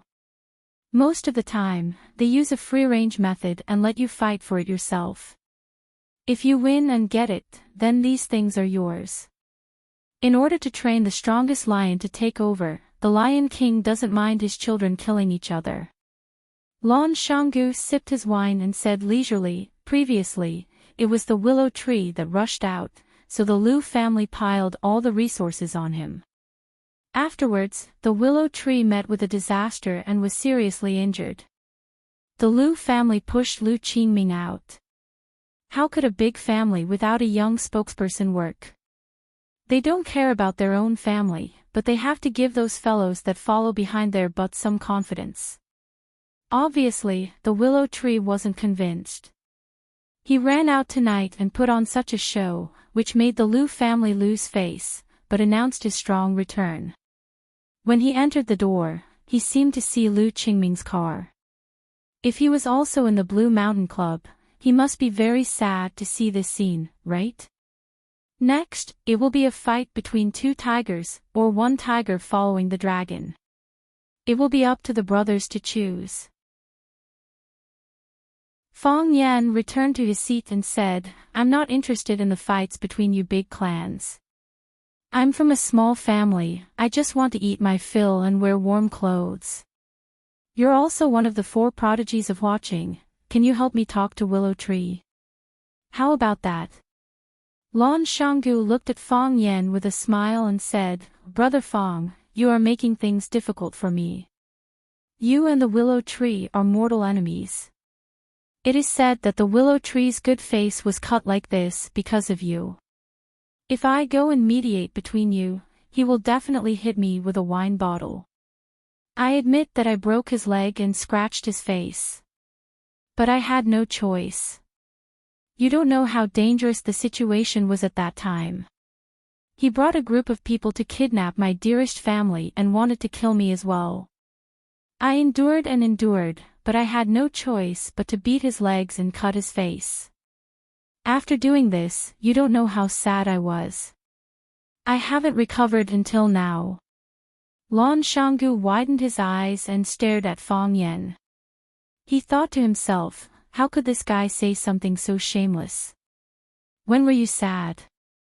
After you crippled the willow tree, you seriously injured the Jiang family, took Xia Tian to eat at Sky No. 1, and conveniently destroyed the famous Tai Chi master Lu Xueru. You still haven't recovered.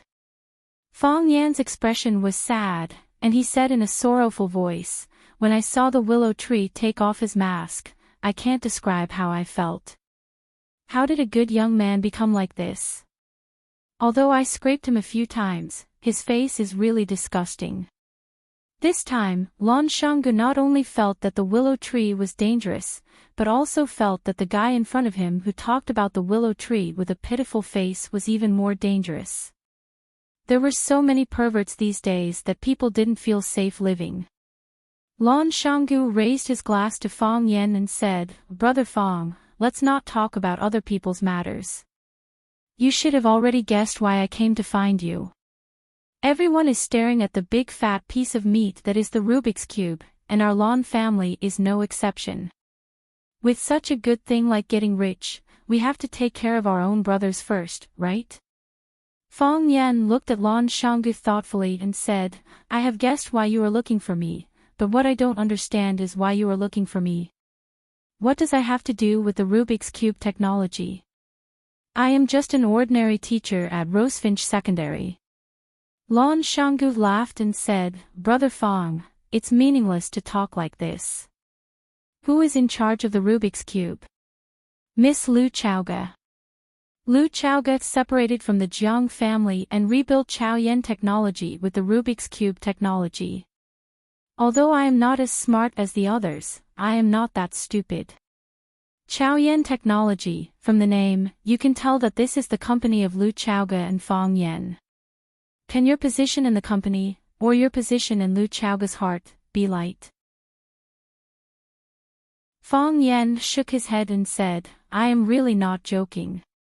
At that time, I did not agree with the name Chaoyan technology, and I have never asked about the company's matters. Why don't you talk to Lu Chaoga? Lan Shanggu sighed and said, in the past, everyone was familiar with each other, but now it is not easy to see her. I have made several appointments, but she did not have time to come out. Fang Yen thought, of course, Lu Chaoga would not run out to meet you at this time. Chaoyan technology had just been established, and the Underground Research Institute had already been destroyed. Excellent engineers were killed, and she was now very busy. More importantly, in a situation where the enemy was unknown, how would she know who was the good guy and who was the bad guy who wanted to overthrow her? In the face of profit, those people could really do anything. To tell you the truth, in order to be your partner, I have specially asked someone to investigate the relationship between you and Miss Lu Chaoga. In fact, this matter is not very difficult to verify. You only need to go to Rosefinch and ask. Brother Fang is now the spokesperson of Lu Chaoga in Rosefinch, and even the principal of the school values you very much. I think, in addition to Brother Fang's outstanding ability, it is also because of Lu Chaoga's influence behind the scenes, right? That's right. Fang Yen nodded. When Lu Chaoga left, she did put in some good words for me. So, Fang Yen. How about helping me out? Lan Shanggu looked at Fang Yen sincerely and said.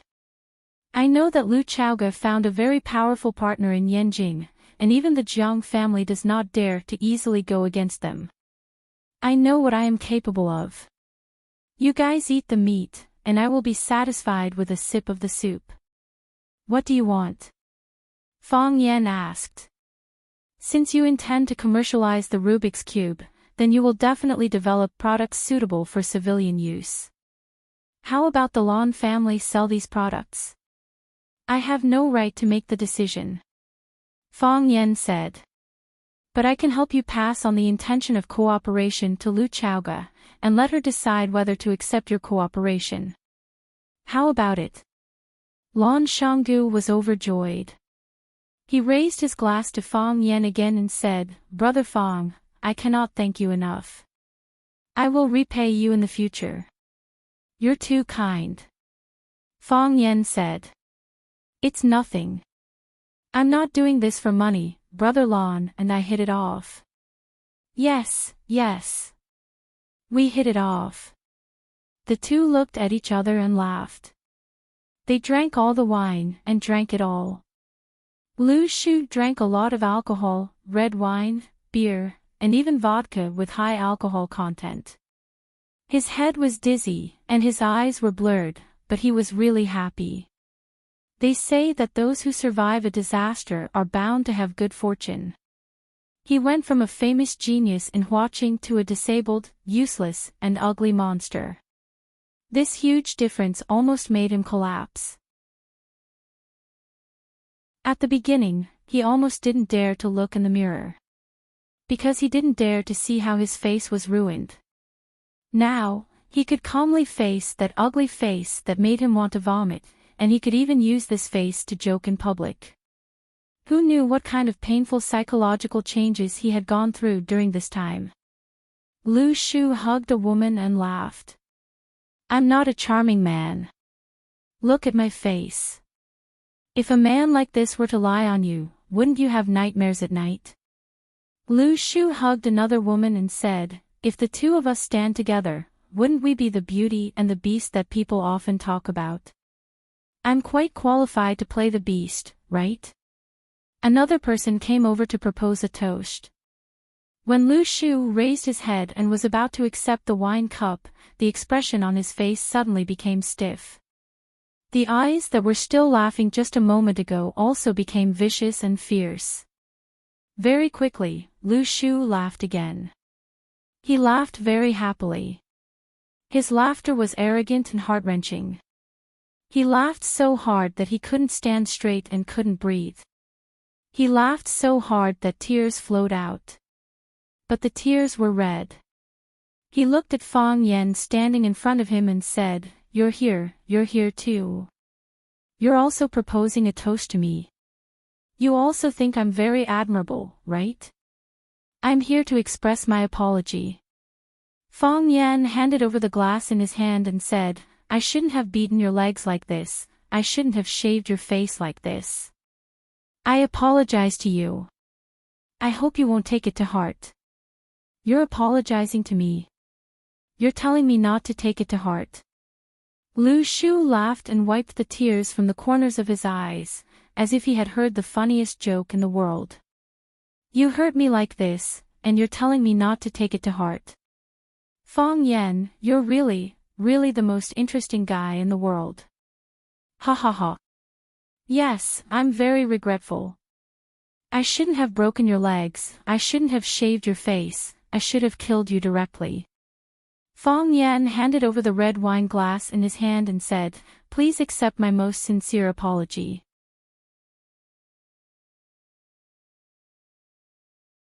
Chapter 259. Thud thud thud, the person pushing the cart rushed toward Fang Yan. While running, his hands were waving casually in front of him. Originally, it was plain and unremarkable, like a child playing house, and almost no one would pay attention to it. However, when his hands were waving slower and slower, as if each wave was as heavy as 1,000 caddies, and the air produced a hissing sound, Fang Yan's face began to become dignified. Collapsing cloud palm. A palm could collapse the clouds, and a fist could break qi. What was a cloud? What was qi? It was a fluid and elusive substance, which could be seen but not touched. However, a fist could collapse the clouds, which showed how fierce and overbearing it was. If the master was humiliated, the subject must die. As the person pushing the cart for the willow tree, seeing Fang Yen humiliating his master, he was extremely angry, and wanted to slap Fang Yen to death. The person pushing the cart was extremely fast, and in a flash, he rushed to the front of Fang Yen. Then, he slapped Fang Yan's face. Fang Yan had destroyed the willow tree's face, so he wanted to smash Fang Yan's head. What people who practiced martial arts cared about the most was fairness. The person pushing the cart was tall and strong, even taller than Fang Yan by a head. After the process of accumulating power, the palm of the person who was waving the cart slowly turned purplish red. That was the reason why the internal energy was burning in the body to a boiling state. His movement also suddenly increased by countless times, and he slapped down as fast as lightning. Even Fang Yen could only see an afterimage, and the naked eye couldn't even see the person's body clearly. Hiss! The air squeezed even more fiercely, and a painful groan could be heard. Fang Yan wasn't sure whether this collapsing cloud palm could collapse the clouds, but he knew that it could definitely collapse the air and his head. Fang Yan lightly stretched out his hand. If someone wanted to slap him, he would just stretch out his hand to block. It was that simple. Bang! The cup in the willow tree's hand suddenly exploded. It was injured by the internal energy that burst out from the palm of the person pushing the cart. Fang Yan held the wrist of the man who was pushing the cart. His palm had already returned to its normal color. This was because the energy in his palm had been released. Fang Yan looked at the ugly face of the willow tree and said with a smile, "Willow tree, I'm not joking with you. I'm really sorry. I'm sorry for only breaking your legs and scratching your face. I should have just killed you. If I was more ruthless at that time, if I didn't think about the consequences, if I just used those pieces of paper to cut your neck, your blood would have long dried up and your flesh would have long rotted. How good would it be to die? Dead people are cuter, aren't they?" As Fang Yan spoke, he tightened his grip on the cart pusher's arm.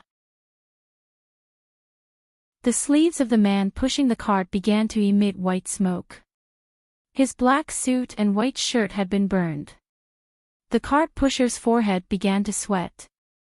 That was because the bones in his arm were about to be deformed by Fang Yan's grip. The cart pusher's face began to contort as the blood vessels in his arms suddenly burst open. Blood sprayed wildly, but it stopped very quickly. When Fang Yan loosened his grip, the cart pusher's arm had already become a fried dough twist. A ball of dry wood that had lost blood and water, the palm and the arm suddenly separated. The piece that Fang Yan was holding had lost its vitality. The qi couldn't flow, and the blood couldn't flow. His right arm was completely destroyed. Fang Yan didn't look at the ferocious expression of the cart pusher. He didn't like ugly things. The willow tree also didn't turn around to look, as if the cart pusher had nothing to do with him. Fang Yan also didn't like the willow tree's face, but he still insisted on looking at him seriously and said, "You know what you've done, and I also know what you've done. Not to mention the billions of people in Huaxia, even the Blue Mountain Club tonight is full of talents. There are too many smart people in this world. It's not just you, it's not just me. So I really don't understand. Why do you think you can deceive everyone? You made such a big show, you trampled on the face and dignity of the Liu family. You want to prove to everyone that you've come back strong, you want to let people know that you're still alive. Don't tell me you really came back tonight." The willow tree also didn't like Fang Yan. When he saw Fang Yan's face, it was 100 times, 1,000 times, and 10,000 times more painful than when Fang Yan saw his face. Fang Yan felt pain because his face was too ugly, and he felt pain because Fang Yan's face wasn't ugly at all. If Fang Yan's face could become the same as his face, then he would be able to smile from the bottom of his heart, right? Why didn't you do that? The willow tree said with a smile. The first time we met, I wanted to frame you, I wanted to provoke you and Jiang Zhulu to fight. At that time, you should have hated me, right? Later, I did so many heartless things, I even wanted to kill you and Lu Chaoga. I already did that. Why didn't you kill me? I've investigated you, I know that you're never willing to suffer losses. I've already treated you like this, why didn't you kill me at that time? What's the big deal about breaking my leg? What's the big deal about shaving my face? You directly pierced my heart, cut my neck, and even at that time, you didn't drag me back from the window. If you let go, I might have fallen to my death from the downstairs. Of course, I might not have fallen to my death. So, you should have moved a table and smashed it down, the big table in the study. I've touched it, it's made of rosewood, I'm afraid it's 800 kilograms, it's heavy. I can't move this 800 kilograms, but I know it's not a problem for you. You can even kill people with a piece of paper. Before you used this move, I never thought about it. To be honest, when you use this move, it's really too charming. If I were a woman, I would like you. Oh, I'm off topic. You moved that big table and threw it down, smashing it on top of my head. My head will explode, just like how you crushed Chen Pu's arm, my brain will splatter everywhere, those plants that drank my blood and ate my brain will grow very well. Fang Yan, why didn't you do that? If you did that, I would already be dead. You're also a martial artist, don't you know? When a person's heart stops beating, that person is absolutely safe. Why don't you have any sense of safety? Say, if I accidentally kill you in the future. Who will be to blame? You or me? If you don't want me to take revenge, that's impossible, I will definitely take revenge. I worked so hard to live, I ran out to act as a clown, I wanted to get more people's recognition, to get more power. What did I do all of this for? I did it for revenge. How can you not let me take revenge? But, once I take revenge, you may die. Not only you, your family, your friends, everyone close to you will die. Oh, I forgot, there's also the students. Those students of yours, I won't let them go. If I really can't find someone to take revenge, I don't mind looking for those students. If you dare to touch them, even a finger of theirs. Lu Shu, I can also do what you said. I will kill your family, kill your friends, kill everyone close to you. I will make your Lu family die without descendants. You see, you're angry. Why are you angry? I'm already like this, why are you still angry with me?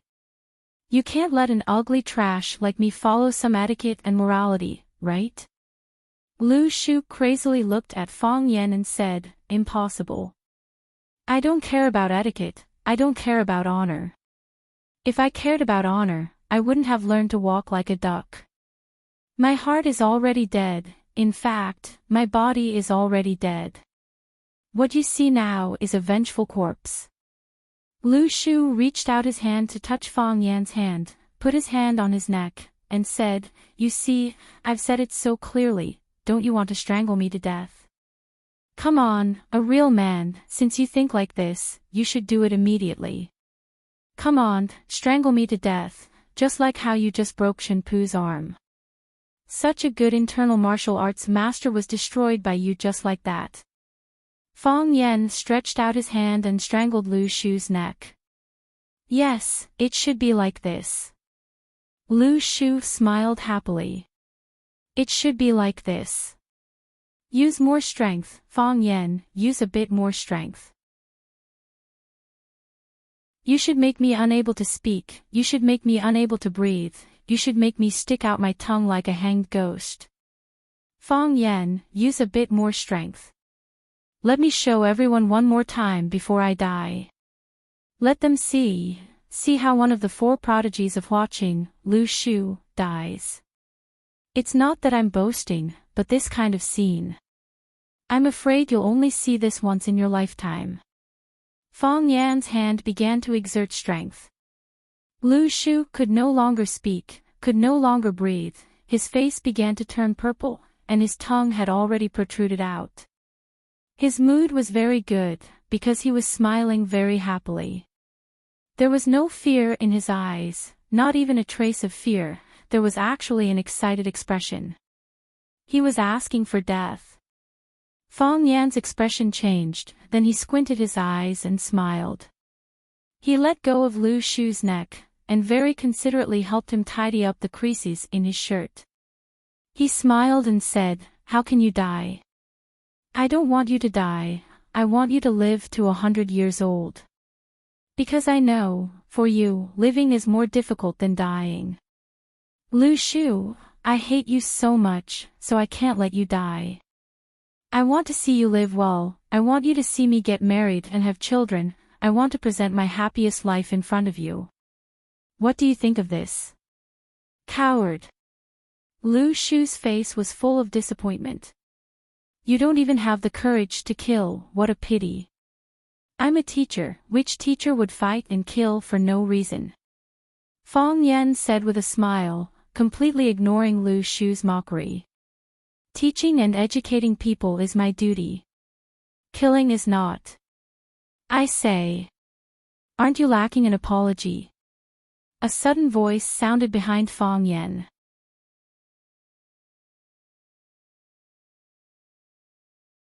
Chapter 260. Fang Yan turned around and saw Lu Qingming standing behind him with a group of people. He stood at the forefront of the crowd and kept a few steps away from the others. It was like the sharpest part of a triangle. Fang Yan looked at Lu Qingming and asked with a smile, "What did you just say?" "I said, you owe him an apology. You owe our Lu family an apology," Lu Qingming said seriously. If he could, Lu Qingming didn't want to stand up and say this sentence. He even wished that he didn't appear at the Blue Mountain Club tonight. However, he came and he saw everything that happened in front of him. Therefore, he had to stand up. What was the most important quality of an heir? Ability? Vision? Indomitable character or the spirit of never giving up? All of these were needed. Of course, the most important thing was to be responsible. As the future successor of a family, if one pretended not to see when one's family was being bullied by others or acted like a coward, then the successor was obviously not qualified and would be quite disappointing to the family. If he couldn't even protect his own brother, how could those distant relatives or other people who were fighting behind the Lu family dare to hope that he could stand up and protect them when they were in trouble? Lu Qingming knew that Lu Shu did it on purpose. He knew that he would appear at the Nanshan Club tonight, and he also knew that Fang Yan would appear at the Nanshan Club. Lu Qingming dared to swear on his character and even the reputation of his fiancée, Wang Jinghong. Otherwise, how could there be such a coincidence? Lu Qingming never believed in coincidences. The so-called love at first sight might be the result of thousands of painstaking waiting in the dark. The so-called telepathy might just be mutual consent. Why did Lu Shu do this? Before he stood up and said this sentence, Lu Qingming had already thought of the answer to this question. He wanted to provoke Fang Yan and see if Fang Yan dared to kill him in public. If Fang Yan killed him, he would win this battle. Anyone could see that for the willow tree, living was much more difficult than dying. Fang Yan, on the other hand, was different. He was young and promising, lived a rich and colorful life, was powerful, and had a good relationship with others. He did not want to be buried with the willow tree at this time. Also, he was testing him. If he stood up for him, then he would definitely have the most intense conflict with Fang Yan. It was even possible that he would be beaten up by Fang Yan. If he was beaten up by Fang Yan, his reputation would be in tatters, wouldn't it? If that really happened, it would be even more uncertain whether the family would continue to nurture him as the heir. There was also another possibility. If he was afraid of Fang Yan and was unwilling to stand out, the family would definitely give up on him and choose another successor. There was no doubt about this. Lu Qingming knew that Lu Shu's heart was filled with hatred. He not only hated Fang Yan, but he also hated himself. He hated this cousin who had replaced him even more. However, he still had to step forward. He knew that this was a trick of the willow tree to kill 3 birds with 1 stone, but he still had to stand up and say this sentence. Lu Qingming could see that this was a trap, and the willow tree also dug this trap openly. However, he still had to jump down. This was the scary part of the willow tree, and also the reason why he was afraid of the willow tree from the bottom of his heart. Fang Yan smiled and looked at Lu Qingming and said, "I can understand your feelings at this time. Standing up and saying this sentence must be very difficult for you, right? If I had directly strangled him just now, wouldn't your mood be better?" Lu Qingming frowned and said, "Don't sow discord. This is not what a gentleman should do. Lu Shu is my big brother. No matter what you say, we will be a family. I was trying to sow discord in such a subtle way, but you actually saw through it." Fang Yan said with a surprised face. "When I was strangling his neck just now, you must not have seen it, right? If you saw it, you would have come over and asked me to let go. Isn't that right?" Lu Qingming's face was extremely ugly, but it was difficult for him to refute Fang Yan's vicious words. When he came to the Blue Mountain Club, many people saw him. He came earlier than Fang Yan, so naturally, he came earlier than the willow tree. If he didn't see the conflict between the willow tree and Fang Yan, wouldn't he be laughed at by these people present? Everyone was smart, and deceiving oneself was the most stupid behavior. Wang Jinghong walked to Lu Qingming's side with a glass of wine, looked at Fang Yan and said, "At that time, he was lying on my body and busy. How could he have the time to pay attention to these trivial things outside?" Hua! Many people looked at Lu Qingming with a playful expression, and more people thoughtfully looked at Lu Qingming's fiancée, Wang Jinghong. This woman was not simple. She deliberately said that her relationship with Lu Qingming was so ambiguous, but it also helped Lu Qingming to get out of trouble. She had courage and wisdom. If Lu Qingming betrayed her in the future, perhaps these people present would spurn him for a lifetime. The pressure on Lu Qingming's body suddenly decreased. He coldly stared at Fang Yan and said, "We don't have anything else, but we have a bit of backbone. The Lu family's people can't be bullied by anyone." "Paw!" Fang Yan slapped Lu Shu's face. Lu Shu simply had no time to react and dodge. After being slapped heavily, blood flowed from the corner of his mouth. "I've already bullied him, and I'm not going to apologize. What can you do to me?" Fang Yan asked back. "You're going too far." Lu Qingming angrily shouted. As soon as his voice came, a group of black-clothed people quickly came forward and surrounded Fang Yan. Lu Qingming was the heir that the Lu family was cultivating, so his defense was naturally much stronger than that of the disabled Lu Shu. Especially after the incident of Lu Shu being injured, they didn't dare to have any negligence on Lu Qingming. A few black-clothed people's temples bulged. At first glance, it was obvious that they were experts with deep foundations. There were also a few people who put their hands into their pockets. Obviously, there were weapons that they could rely on. This time, Lu Qingming was going to go all out. "I don't care about my personal honor, but the honor of the family must be maintained," Lu Qingming said loudly. "I know that your skills are good, and ordinary people can't do anything to you. I also know that neither I nor the bodyguards behind me are your opponents, but if you don't apologize, I will never take a step back." Only death awaits. Paw! Fang Yan backhanded a slap, and Lu Shu was hit again. This time, Lu Shu wanted to dodge, but how could his speed be faster than Fang Yan's?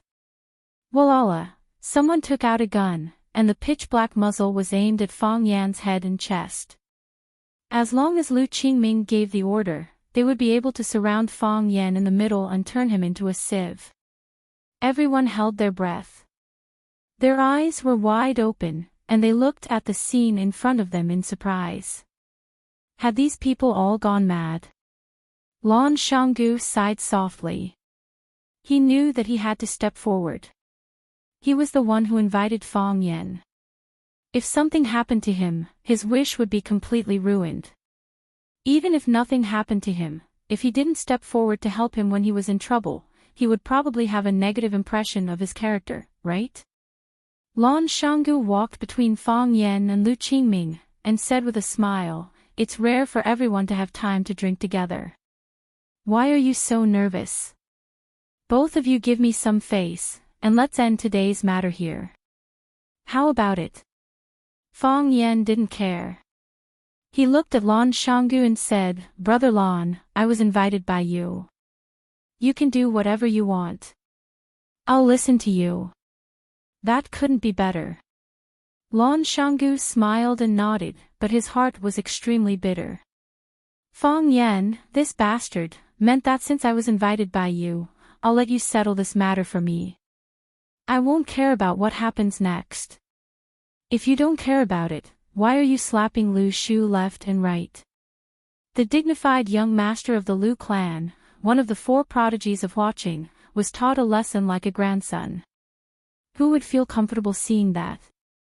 He couldn't just sit on the mountain and watch the tigers fight. He was forced by this brat to take a side. When everyone present heard Fang Yan's words, they would think that he had a very close relationship with him, right? How would the Lu clan look at him? Now that things had come to this, it was too late for Lan Shanggu to regret. He looked at Lu Qingming and said, "Qingming, there's no problem with Fang Yan anymore. What do you say?" Lu Qingming hesitated for a moment and said, "I have to give Brother Lan face. Today's matter can end here, but I've formed a grudge with him." Lan Shanggu laughed loudly and said, "Qingming, I'll remember this favor." Lan Shanggu pulled Fang Yan and wanted to leave. This Blue Mountain Club really wasn't a place to stay for long. The wind behind him whistled.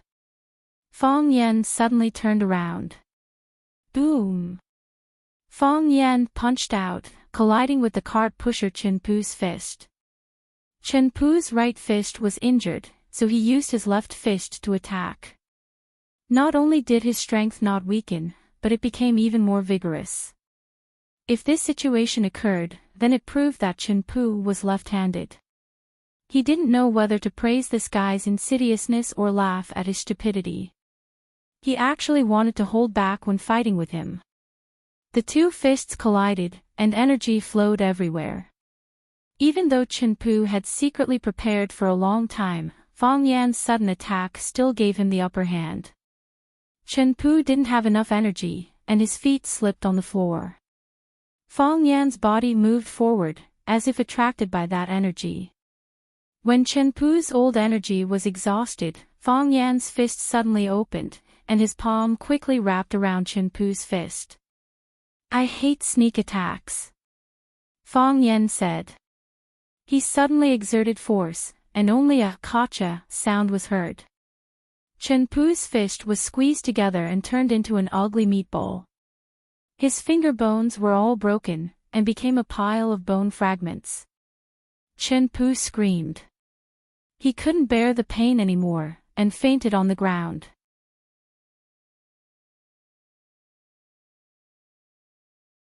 Chapter 261. If you don't do some things well, you're bullying others. If you do it well, you're not as good as others. Chen Pu was not satisfied and attacked angrily. But because he wasn't as strong as Fang Yan, his fist was crushed. In other people's eyes, he was not as good as others. If you have the ability, then fight with others. What kind of hero are you if you sneak around? Everyone likes to take shortcuts, but everyone doesn't want others to take shortcuts. However, Fang Yan's combat power was shocking. Many people present were thinking that they must get a ticket to the competition at the peak of the sword. If Fang Yan still lost, how powerful would that sword god from Japan be? Especially some female audience members, their eyes were full of strange amorous feelings when they looked at Fang Yan. Including those women who went to toast Lu Shu and said he was a hero. Although they felt that Lu Shu's desperate counterattack was very admirable, if they wanted to find a man to sleep with, it would be better to find a handsome young man like Fang Yan. In the end, this was still a world that looked at people's faces. Chen Pu was lying on the ground. His arms were seriously injured, but not a drop of blood flowed out.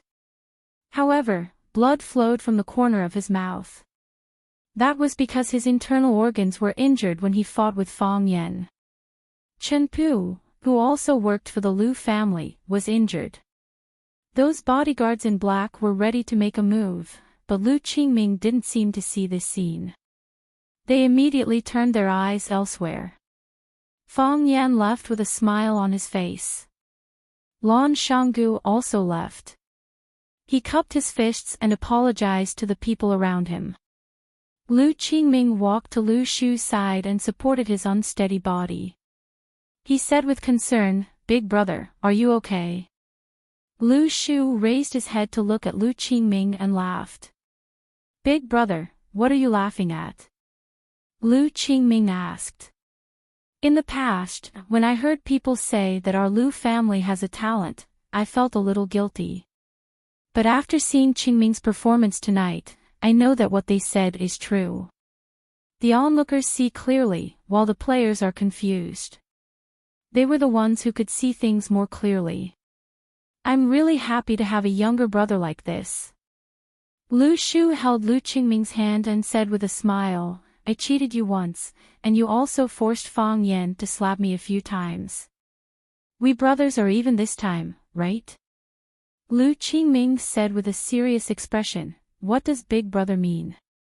Why would I force Fang Yan to hit you? I just wanted to get justice for you and get back some face for our Lu family. How could I force him to slap you? Does big brother think that I shouldn't do this?" Lu Shu patted Lu Qingming's shoulder and said, "Just based on these words, you are more suitable to be the successor of our Lu family than me. I admit that I'm shameless." "You're shameless. You don't even want to admit it." Lu Qingming coldly snorted and said, "You're my big brother. I have nothing to say if you lecture me.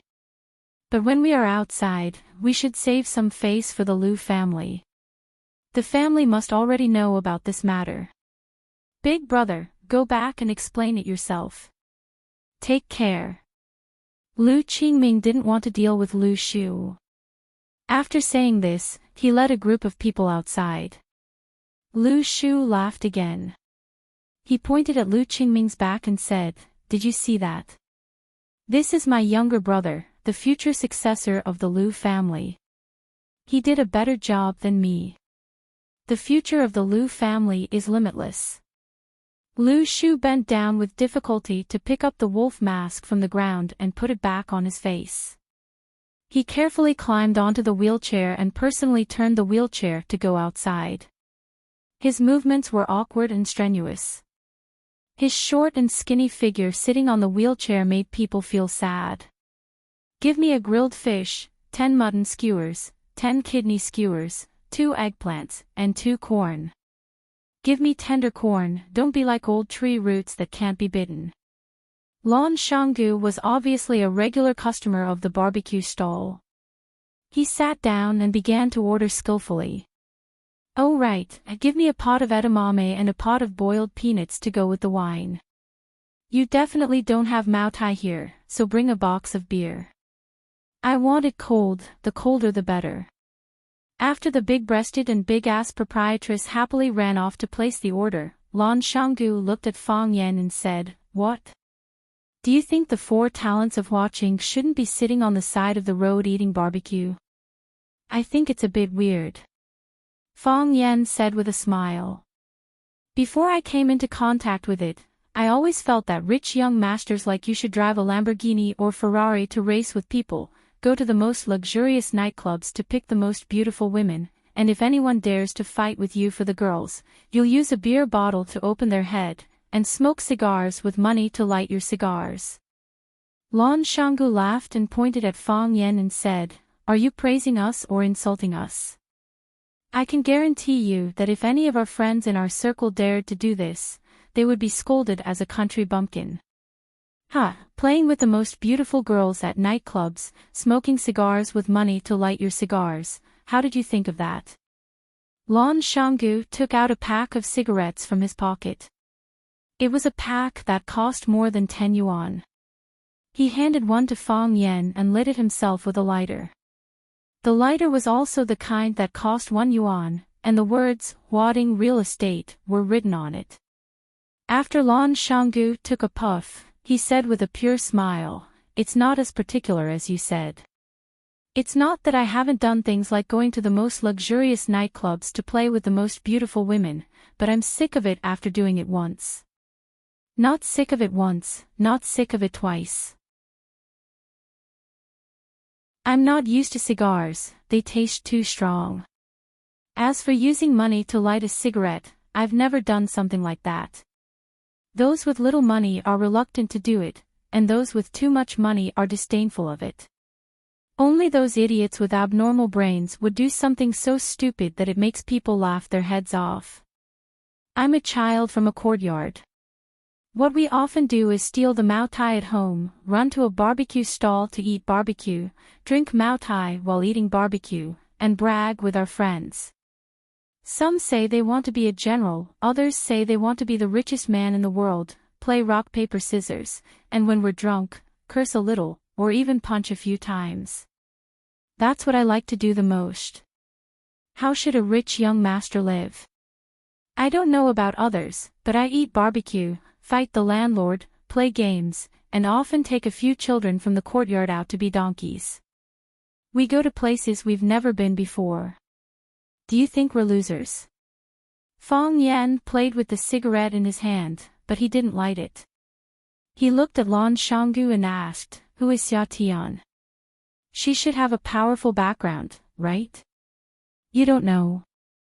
"I don't know." "Then why don't you ask her, but ask me?" Lan Shanggu asked doubtfully. "I'm afraid she will misunderstand and think that I'm friends with her because of her powerful background." "Are you?" "Of course not." Fong Yan was very angry. "I'm willing to be friends with her because she's beautiful and has a good figure." Lan Shanggu laughed, gave a thumbs up to Fong Yan, and said, "From the first time I saw you, I thought you were a very pure man." "So are you," Fong Yan said. "You're already one of the 4 beauties of watching, but you still eat barbecue and play poor games all day. The body of a tall, rich, and handsome man is the soul of a loser." The two looked at each other and laughed. After a few words, their relationship was a little closer. Fong Yan didn't like to speak in a probing way, and it just so happened that Lan Shanggu was also a bold guy. It was better this way, and it would be much easier to get along. The beer was served, but they couldn't drink it. The landlady was indeed an honest person. She moved the coldest box of beer in the freezer over. The beer and the bottle cap were frozen, and they had to wait for a while for them to melt. The landlady laughed and said embarrassedly, "I'll get a few bottles for you." As she said that, she ran to get a few bottles of beer that could be drunk immediately and brought them over. Lan Shanggu used his chopsticks to pick up the beer cap, and it flew out. He handed the beer to Fong Yan and said, "Let's drink to the bottle. It's troublesome to use a glass." Fong Yan didn't have any objections. He wasn't a good drinker, and a dozen bottles of beer couldn't make him drunk. Lan Shanggu opened another bottle for himself, clinked his glass with Fong Yan, and downed it in one gulp. He said, because of you, Lu Shu's appearance tonight can only be said to be half a success. He wasn't willing to be abandoned by his family, and he wasn't willing to be replaced by Lu Qingming. That's why he ran out to play the clown. With such a ruckus, people outside looked at him in a different light. Of course, if you hadn't slapped him a few times, the effect would have been even better. It's not impossible to replace Lu Qingming's position again. Fang Yan shook his head and said, he can't compete with Lu Qingming. Why do you say so? Because he has already lost, Fang Yan said. He lost to me in a very disgraceful manner. That's true. For such an accident to happen, the Lu family would definitely not be able to get over it. Besides, his face has been shaved like this, and the Lu family can't help him up again. If such a person is pushed out in public, does the Lu family still want their face? Lan Shanggu looked at Fang Yan with a puzzled expression and said, he hates you, I can understand that. But why do I feel that you hate him even more? When you were strangling his neck, I carefully looked at your expression. I know that you really wanted to kill him on the spot. Is there such a thing? Fang Yan pretended to be ignorant. I never wanted to kill him. If I wanted to kill him, I would have done it before. I'm a teacher, I really can't do this kind of fighting and killing.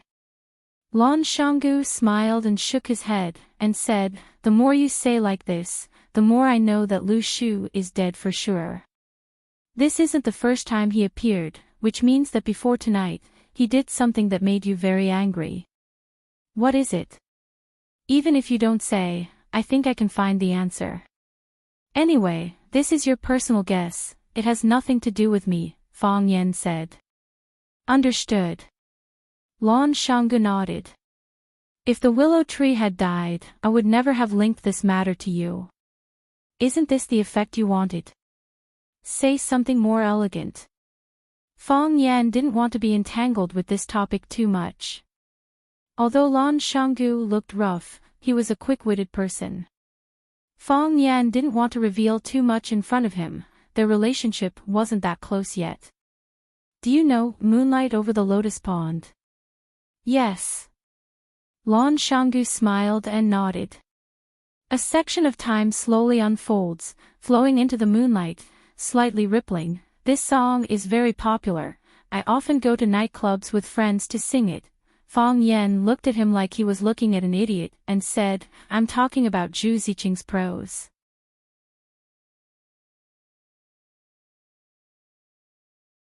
Chapter 262. After Lan Shanggu left, Fang Yan sat there trembling with anger. That loser who kept saying that his hobbies were eating barbecue, fighting the landlord, and playing computer games had a Bentley Mulsanne that was worth tens of millions waiting at the intersection with a group of bodyguards in black. What was the meaning of this? Didn't you say that you liked to keep a low profile? Didn't you say that you hated showing off? Did your parents know that you were so pretentious? What made Fang Yan even angrier was that you didn't F*King take me with you when you left. When Fang Yan saw the shirtless and red-necked barbecued friends at the nearby tables looking at the back view of the luxurious motorcade in shock, he did not know how to vent the anger in his heart. The lady boss carefully walked to Fang Yan's side and asked with a smile, that gentleman just now is your friend? You misunderstood, Fang Yan said with a straight face. He's my chauffeur.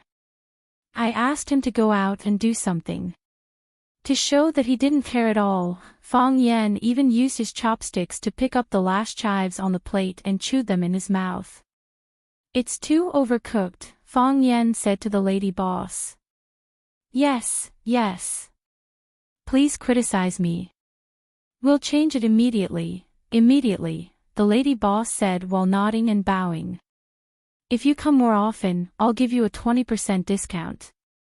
Today, the two of you spend a total of 426 yuan. After the 20% discount, just give me 400 yuan. Fang Yan's face was as black as charcoal. That bastard Lan Shanggu, he didn't even pay when he left. Fang Yan took out 400 yuan and handed it over. After walking for a long distance, he remembered that 426 yuan with a 20% discount shouldn't be 400 yuan, right? Fang Yan's body trembled a few times. He felt that everything tonight was really not going well. Since he was unhappy, he couldn't let others be too happy. Fang Yan suddenly turned around and shouted, "I say, how long are you going to follow me sneakily?" Whoosh, the lights were turned on. A fiery red sports car came to a stop beside Fang Yan. The driver was a very beautiful woman. Her face was like the bright moon, and her eyes were like autumn ponds. Her makeup was exquisite, and her hair was slightly curly. She was wearing a black one-shoulder satin gown with sexy red lips. There was a large earring on her right ear, but her left ear was empty. This kind of asymmetrical outfit perfectly set off her little pride and naughtiness. The woman's voice was hoarse and had a strange charm. She looked at Fang Yan and said, "Since when did I stalk you? I'm following them in broad daylight. Who would follow others in a Ferrari sports car?" Fang Yan looked at the woman. Even the dark night could not hide her beautiful face. He asked, "Why did you come to Flower City?" "I was afraid that you would die, so I came to see you," the woman said. "Because I'm not sure if this will be the last time. Are you saying goodbye?" Fang Yan asked. "I'm really touched by this reason." The woman shook her head at Fang Yan and said, "Get in the car." Fang Yan jumped into the passenger seat with the tip of his foot. Before Fang Yan could buckle his seatbelt, the red Ferrari sped away into the distance with a buzzing sound. Seeing this scene, the barbecue stall owner held the 400 yuan in her hand. She thought to herself, "If I had known this would happen, I wouldn't have given him such a high discount." These were all rich people. Giving them a discount would be an insult to them. She hoped that he would not take it to heart. Of course, Fang Yan would not take it to heart. He sat in the driver's seat and looked at the beautiful curve of the woman's side profile. He watched as she skillfully drove the car out of the city, out of the suburbs, onto the mountain road, and then along the winding mountain road. Screech, the car stopped in the parking lot halfway up the mountain. The woman opened the door and got out first. Fang Yan also got out of the car behind her. The woman took out 2 bottles of Maotai from the car. She threw one to Fang Yan and unscrewed the cap of the other. "This is my grandfather's treasure. It is said to be the raw pulp of the first batch of liquor when the Maotai liquor factory was just established. The old man was the first defense chief of Tianfu at that time, so he had a lot of stock. Over the years, other than his old comrades who came over, he would grit his teeth and open a bottle. He didn't even look at the others. This time, I sneaked into his study and stole it when he was asleep." As the woman spoke, she had already slapped the cap off the bottle. She raised her head and took a sip. The woman's drinking posture was bold and unrestrained. Her sexy throat moved, and then half a bottle of thick liquor fell into her stomach. "It's a pity to drink like this," Fang Yan said. He unscrewed the cap and sniffed the rich aroma. After feeling it carefully, he took a small sip. It was spicy but not choking.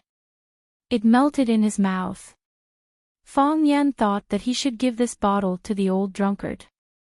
If he drank such a good wine, he would probably have to practice drunken boxing in the yard for a long time.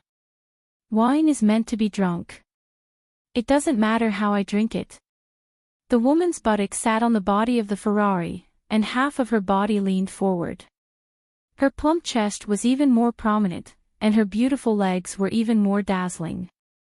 The heels of her high heels lightly tapped on the stone floor on the ground, looking leisurely and carefree. This was a rose among flowers. This was the king of birds. Yes, she had a name, Phoenix. "This is your wine. You can drink it however you want," Fang Yan said. Phoenix looked at Fang Yan and said, "Are you afraid?" Not afraid, Fang Yen said. I'm prepared to die in battle, and I'm also prepared to let my opponent die in battle. Since I'm prepared for these two aspects, it proves that I'm not afraid of death. Phoenix shook her head and said, "This is not your style." "What style should I be?" "Remember the first time we drank wine? You, me, Bailey Liu, and Bai Xiu. I stole 4 bottles of Mao Tai from my father's study. We agreed that each of us would have a bottle. In the end, the 3 of us finished that bottle of Mao Tai. You drank a third and said that you went to the toilet, and then you never came back," Phoenix said with a disdainful look. "The rest of your wine was shared by us." Fang Yan touched his nose in embarrassment and said, "I've explained it countless times. I had a stomachache that day, and at that time, our oldest, Bai Xiu, was only 11 years old. How many 11-year-old children can drink half a kilogram of white wine?" Phoenix was too lazy to argue with Fang Yan on this issue. She said, "You know that Bailey Liu has always wanted to challenge you. He always felt that he should be the #1 person in the younger generation of the inner Jianghu. He waited from the age of 10 to the age of 17, and finally forced you to agree. In the end, when he excitedly went to your house to fight, you said that you were not feeling well and agreed to fight again in 3 days. Bailey Liu turned around and went back. There was a rumor that you defeated your opponent with 1 move. Since then, Bailey Liu has regarded you as his mortal enemy." Fang Yan touched his nose again and said, "For me, the outcome of the competition is nothing compared to the friendship between friends. Bailey Liu is my friend, so I naturally don't want to fight with him. Whether I win or he loses, it will destroy the relationship between us. As for the rumors outside, I have no idea what happened." "What about Bai Xiu?" Phoenix looked at Fang Yan with a smile and said, "You knew that Bai Xiu liked me, but you deliberately used his name to write a love letter to Yuan Rou. As a result, Yuan Rou beat him half to death. Fang Yan was too lazy to touch his nose. If he touched it any more, the skin on his nose would be rubbed." He sipped the Mao Tai and said, "What do you want to say?" "This is your style," Phoenix said. "Running away, acting shamelessly, pestering endlessly. This is Fang Yan. This is what you should do. I don't understand why you are so stupid this time. You are hopelessly stupid." Fang Yan looked at Phoenix and sighed softly. He said, "You also think I can't beat him?" "Everyone thinks so," Phoenix said. "Your Taiji cultivation is not weak, but Qinya Bing has entered the domain of Sword God." Fang Yan looked at Phoenix and said with a wry smile, "The first time we drank was because I lost to Yuan Rou in a competition. I was beaten up by her. In order to comfort me, you agreed to drink with me. We agreed to drink 1 bottle each, but when I drank a third of the bottle, I began to vomit blood. The blood spat into the wine glass and quickly dyed the wine in the glass red. I was afraid that you would laugh at me, so I drank the blood wine in the glass and said that I was going to the toilet to escape. I didn't dare to drink it. I was afraid that the more I drank, the more blood I would vomit. I couldn't finish the last bottle because I would vomit half a glass of blood with every glass of wine. I didn't want to challenge Bailey Liu because, in my opinion, the Bailey family is crazy. If I beat him the first time, I would soon receive his second challenge. If I beat him the second time, I would immediately receive his third challenge. I didn't want to lose, so I simply didn't want to compete. Because after one competition, I would have to accept their countless challenges. That was really annoying. As for Bai Xiu, I think he and Yuan Rou are a good match. One is gentle and elegant, smiles at anyone he sees, and looks so good when he smiles. The other is brutal and violent, and everyone wants to beat him up. I think they are a match made in heaven." I was afraid that they would miss this good fate, so I wrote a love letter to Yi Wen-ro in the name of Bai Xiu. You know, among us, my writing is the best. When Fatty and the others ask me to write love letters, they should at least bring me 2 bottles of good wine or give me a few bags of good medicinal herbs. I wrote love letters to Bai Xiu, but I didn't accept anything from him. I was even generous and didn't let him know. Fang Yan looked up at the sky and said, "Escape, shameless, unreasonable. I always do things like this. But not this time. I don't want to escape, I don't want to be shameless, I don't want to be unreasonable. I want to do something seriously. I want to defeat Qin Yabing with what I have learned over the years."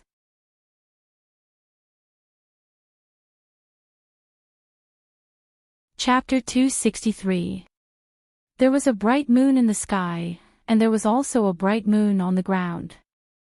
The bright moon in the sky was in the sky, and the bright moon on the ground was beside him.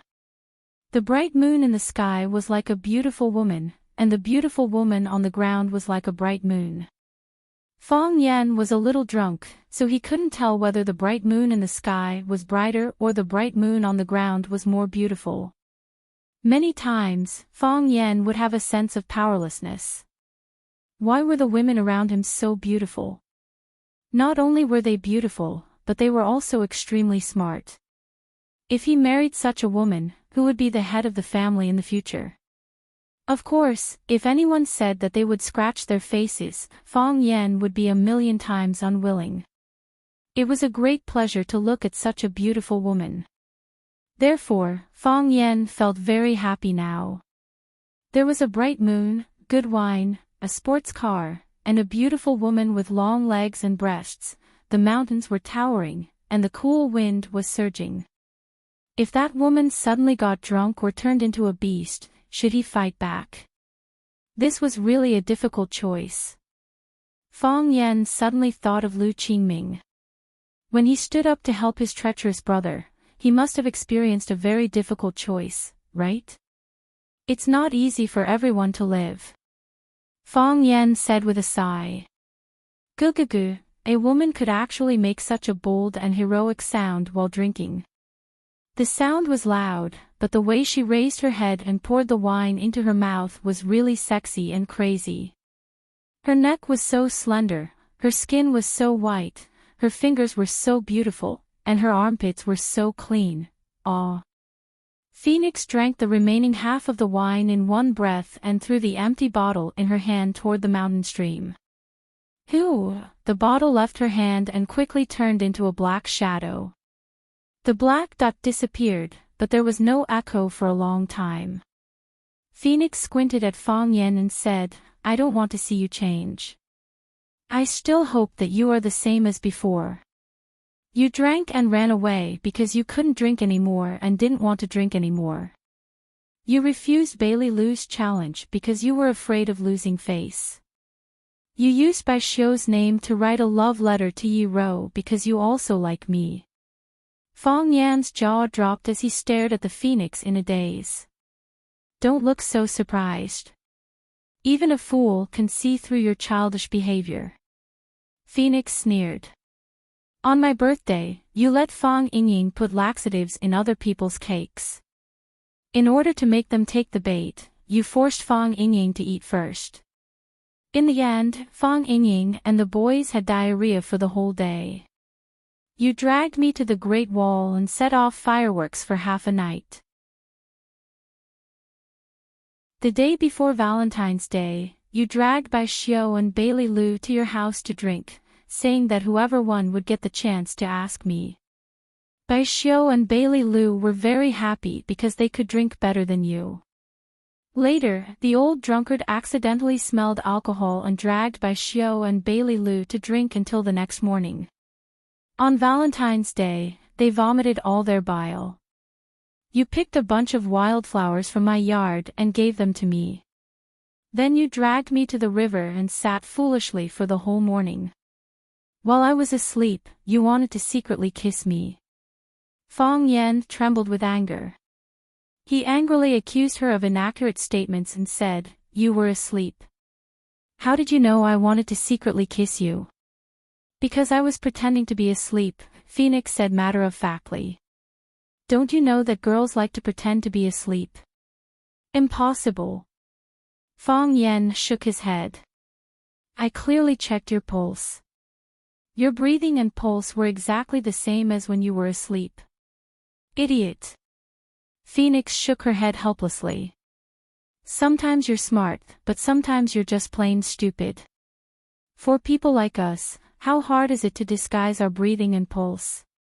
I can find 100 ways to do it, okay?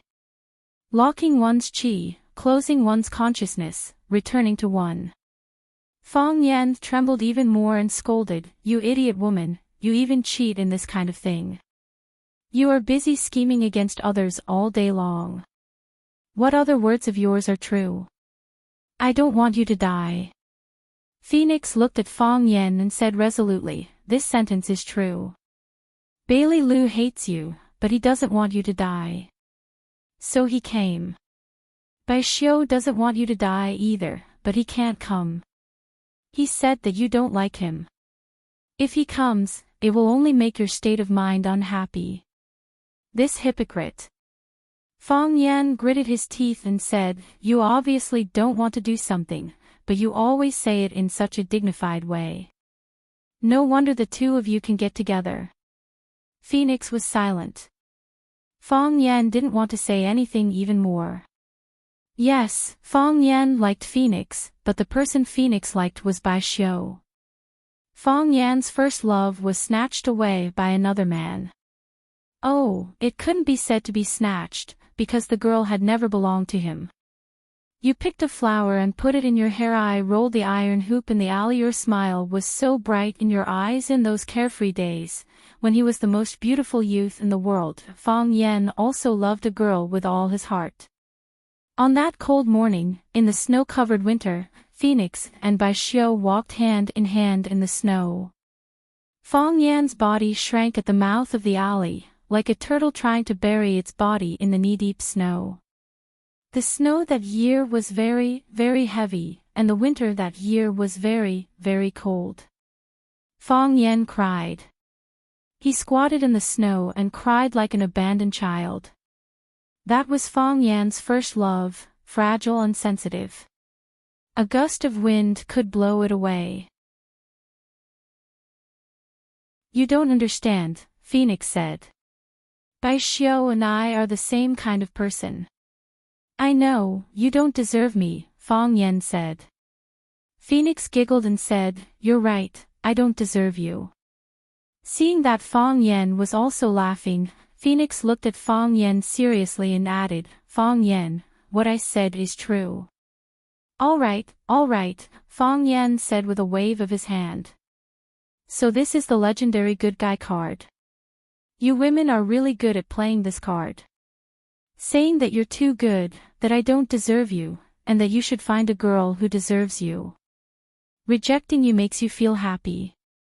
When we realized that something was wrong, you had already turned around and rushed into the arms of another man who wasn't a good person. Phoenix laughed even more happily and said, Right, Fang Yan, this is the real you. Weren't you good in the past?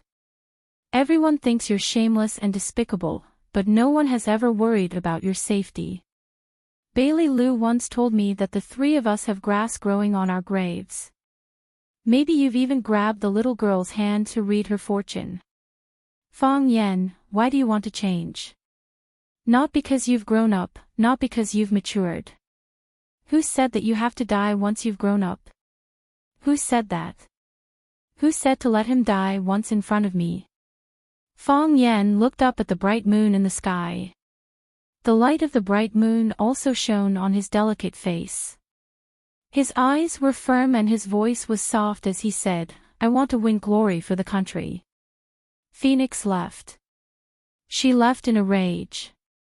When she heard that Fang Yan insisted on fighting to the death in the Qianya military department because he wanted to win glory for the country, she felt as if she had been poisoned by hundreds of strange poisons. She couldn't stay any longer. She was afraid that she would be angered to death by Fang Yan. If Phoenix became a dead bird, that would not be beautiful. Fang Yen felt sad. They did not understand his feelings. At this moment, the sports car came back with a buzzing sound. Phoenix threw the car behind Fang Yen and jumped down from the driver's seat. She strode toward Fang Yen. Fang Yen stepped back and sat down on the body of the sports car. Fang Yen, I will give you another chance. You confessed to me once. If I'm moved by what you say, maybe I'll consider giving you a surprise. On this mountainside, no matter what we do, no one will see us, right? Phoenix's body was lying on top of Fang Yan's body. Her hands were propped up on the car, creating a huge gap between the two of them. It was precisely because of this huge gap that Fang Yan was able to get a panoramic view of her full chest. This woman has quite the body. Fang Yan thought to himself. If you marry me, you might soon become a widow and inherit all my assets. Fang Yan said. He felt that his words were very convincing. If Phoenix were to become a widow and inherit all his assets, wouldn't she be able to find as many handsome men as Bai Xiu in the future? Bang! Phoenix's fist struck Fang Yan's stomach. By the time Fang Yan's body had curled up like a prawn, she had already started up the car and ran away. Wait, she drove the car away. Fang Yan opened his mouth to shout out. However, all he could see was the Ferrari swallow-tailed and sexy little buttocks. She actually drove the car away. They were in the middle of this barren mountain. How was he supposed to descend the mountain? How was he supposed to return to the city after descending the mountain? How was he supposed to return home after returning to the city?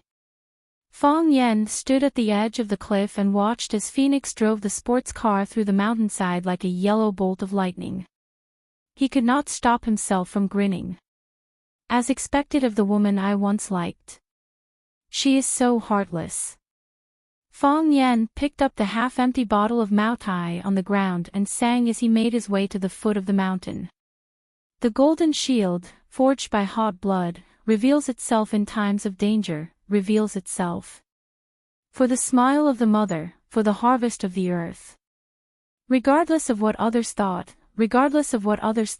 tomorrow at this time, he would fight against the Thousand Leaves army at the summit of Solitary Sword Peak. For the smile of the mother, for the harvest of the earth.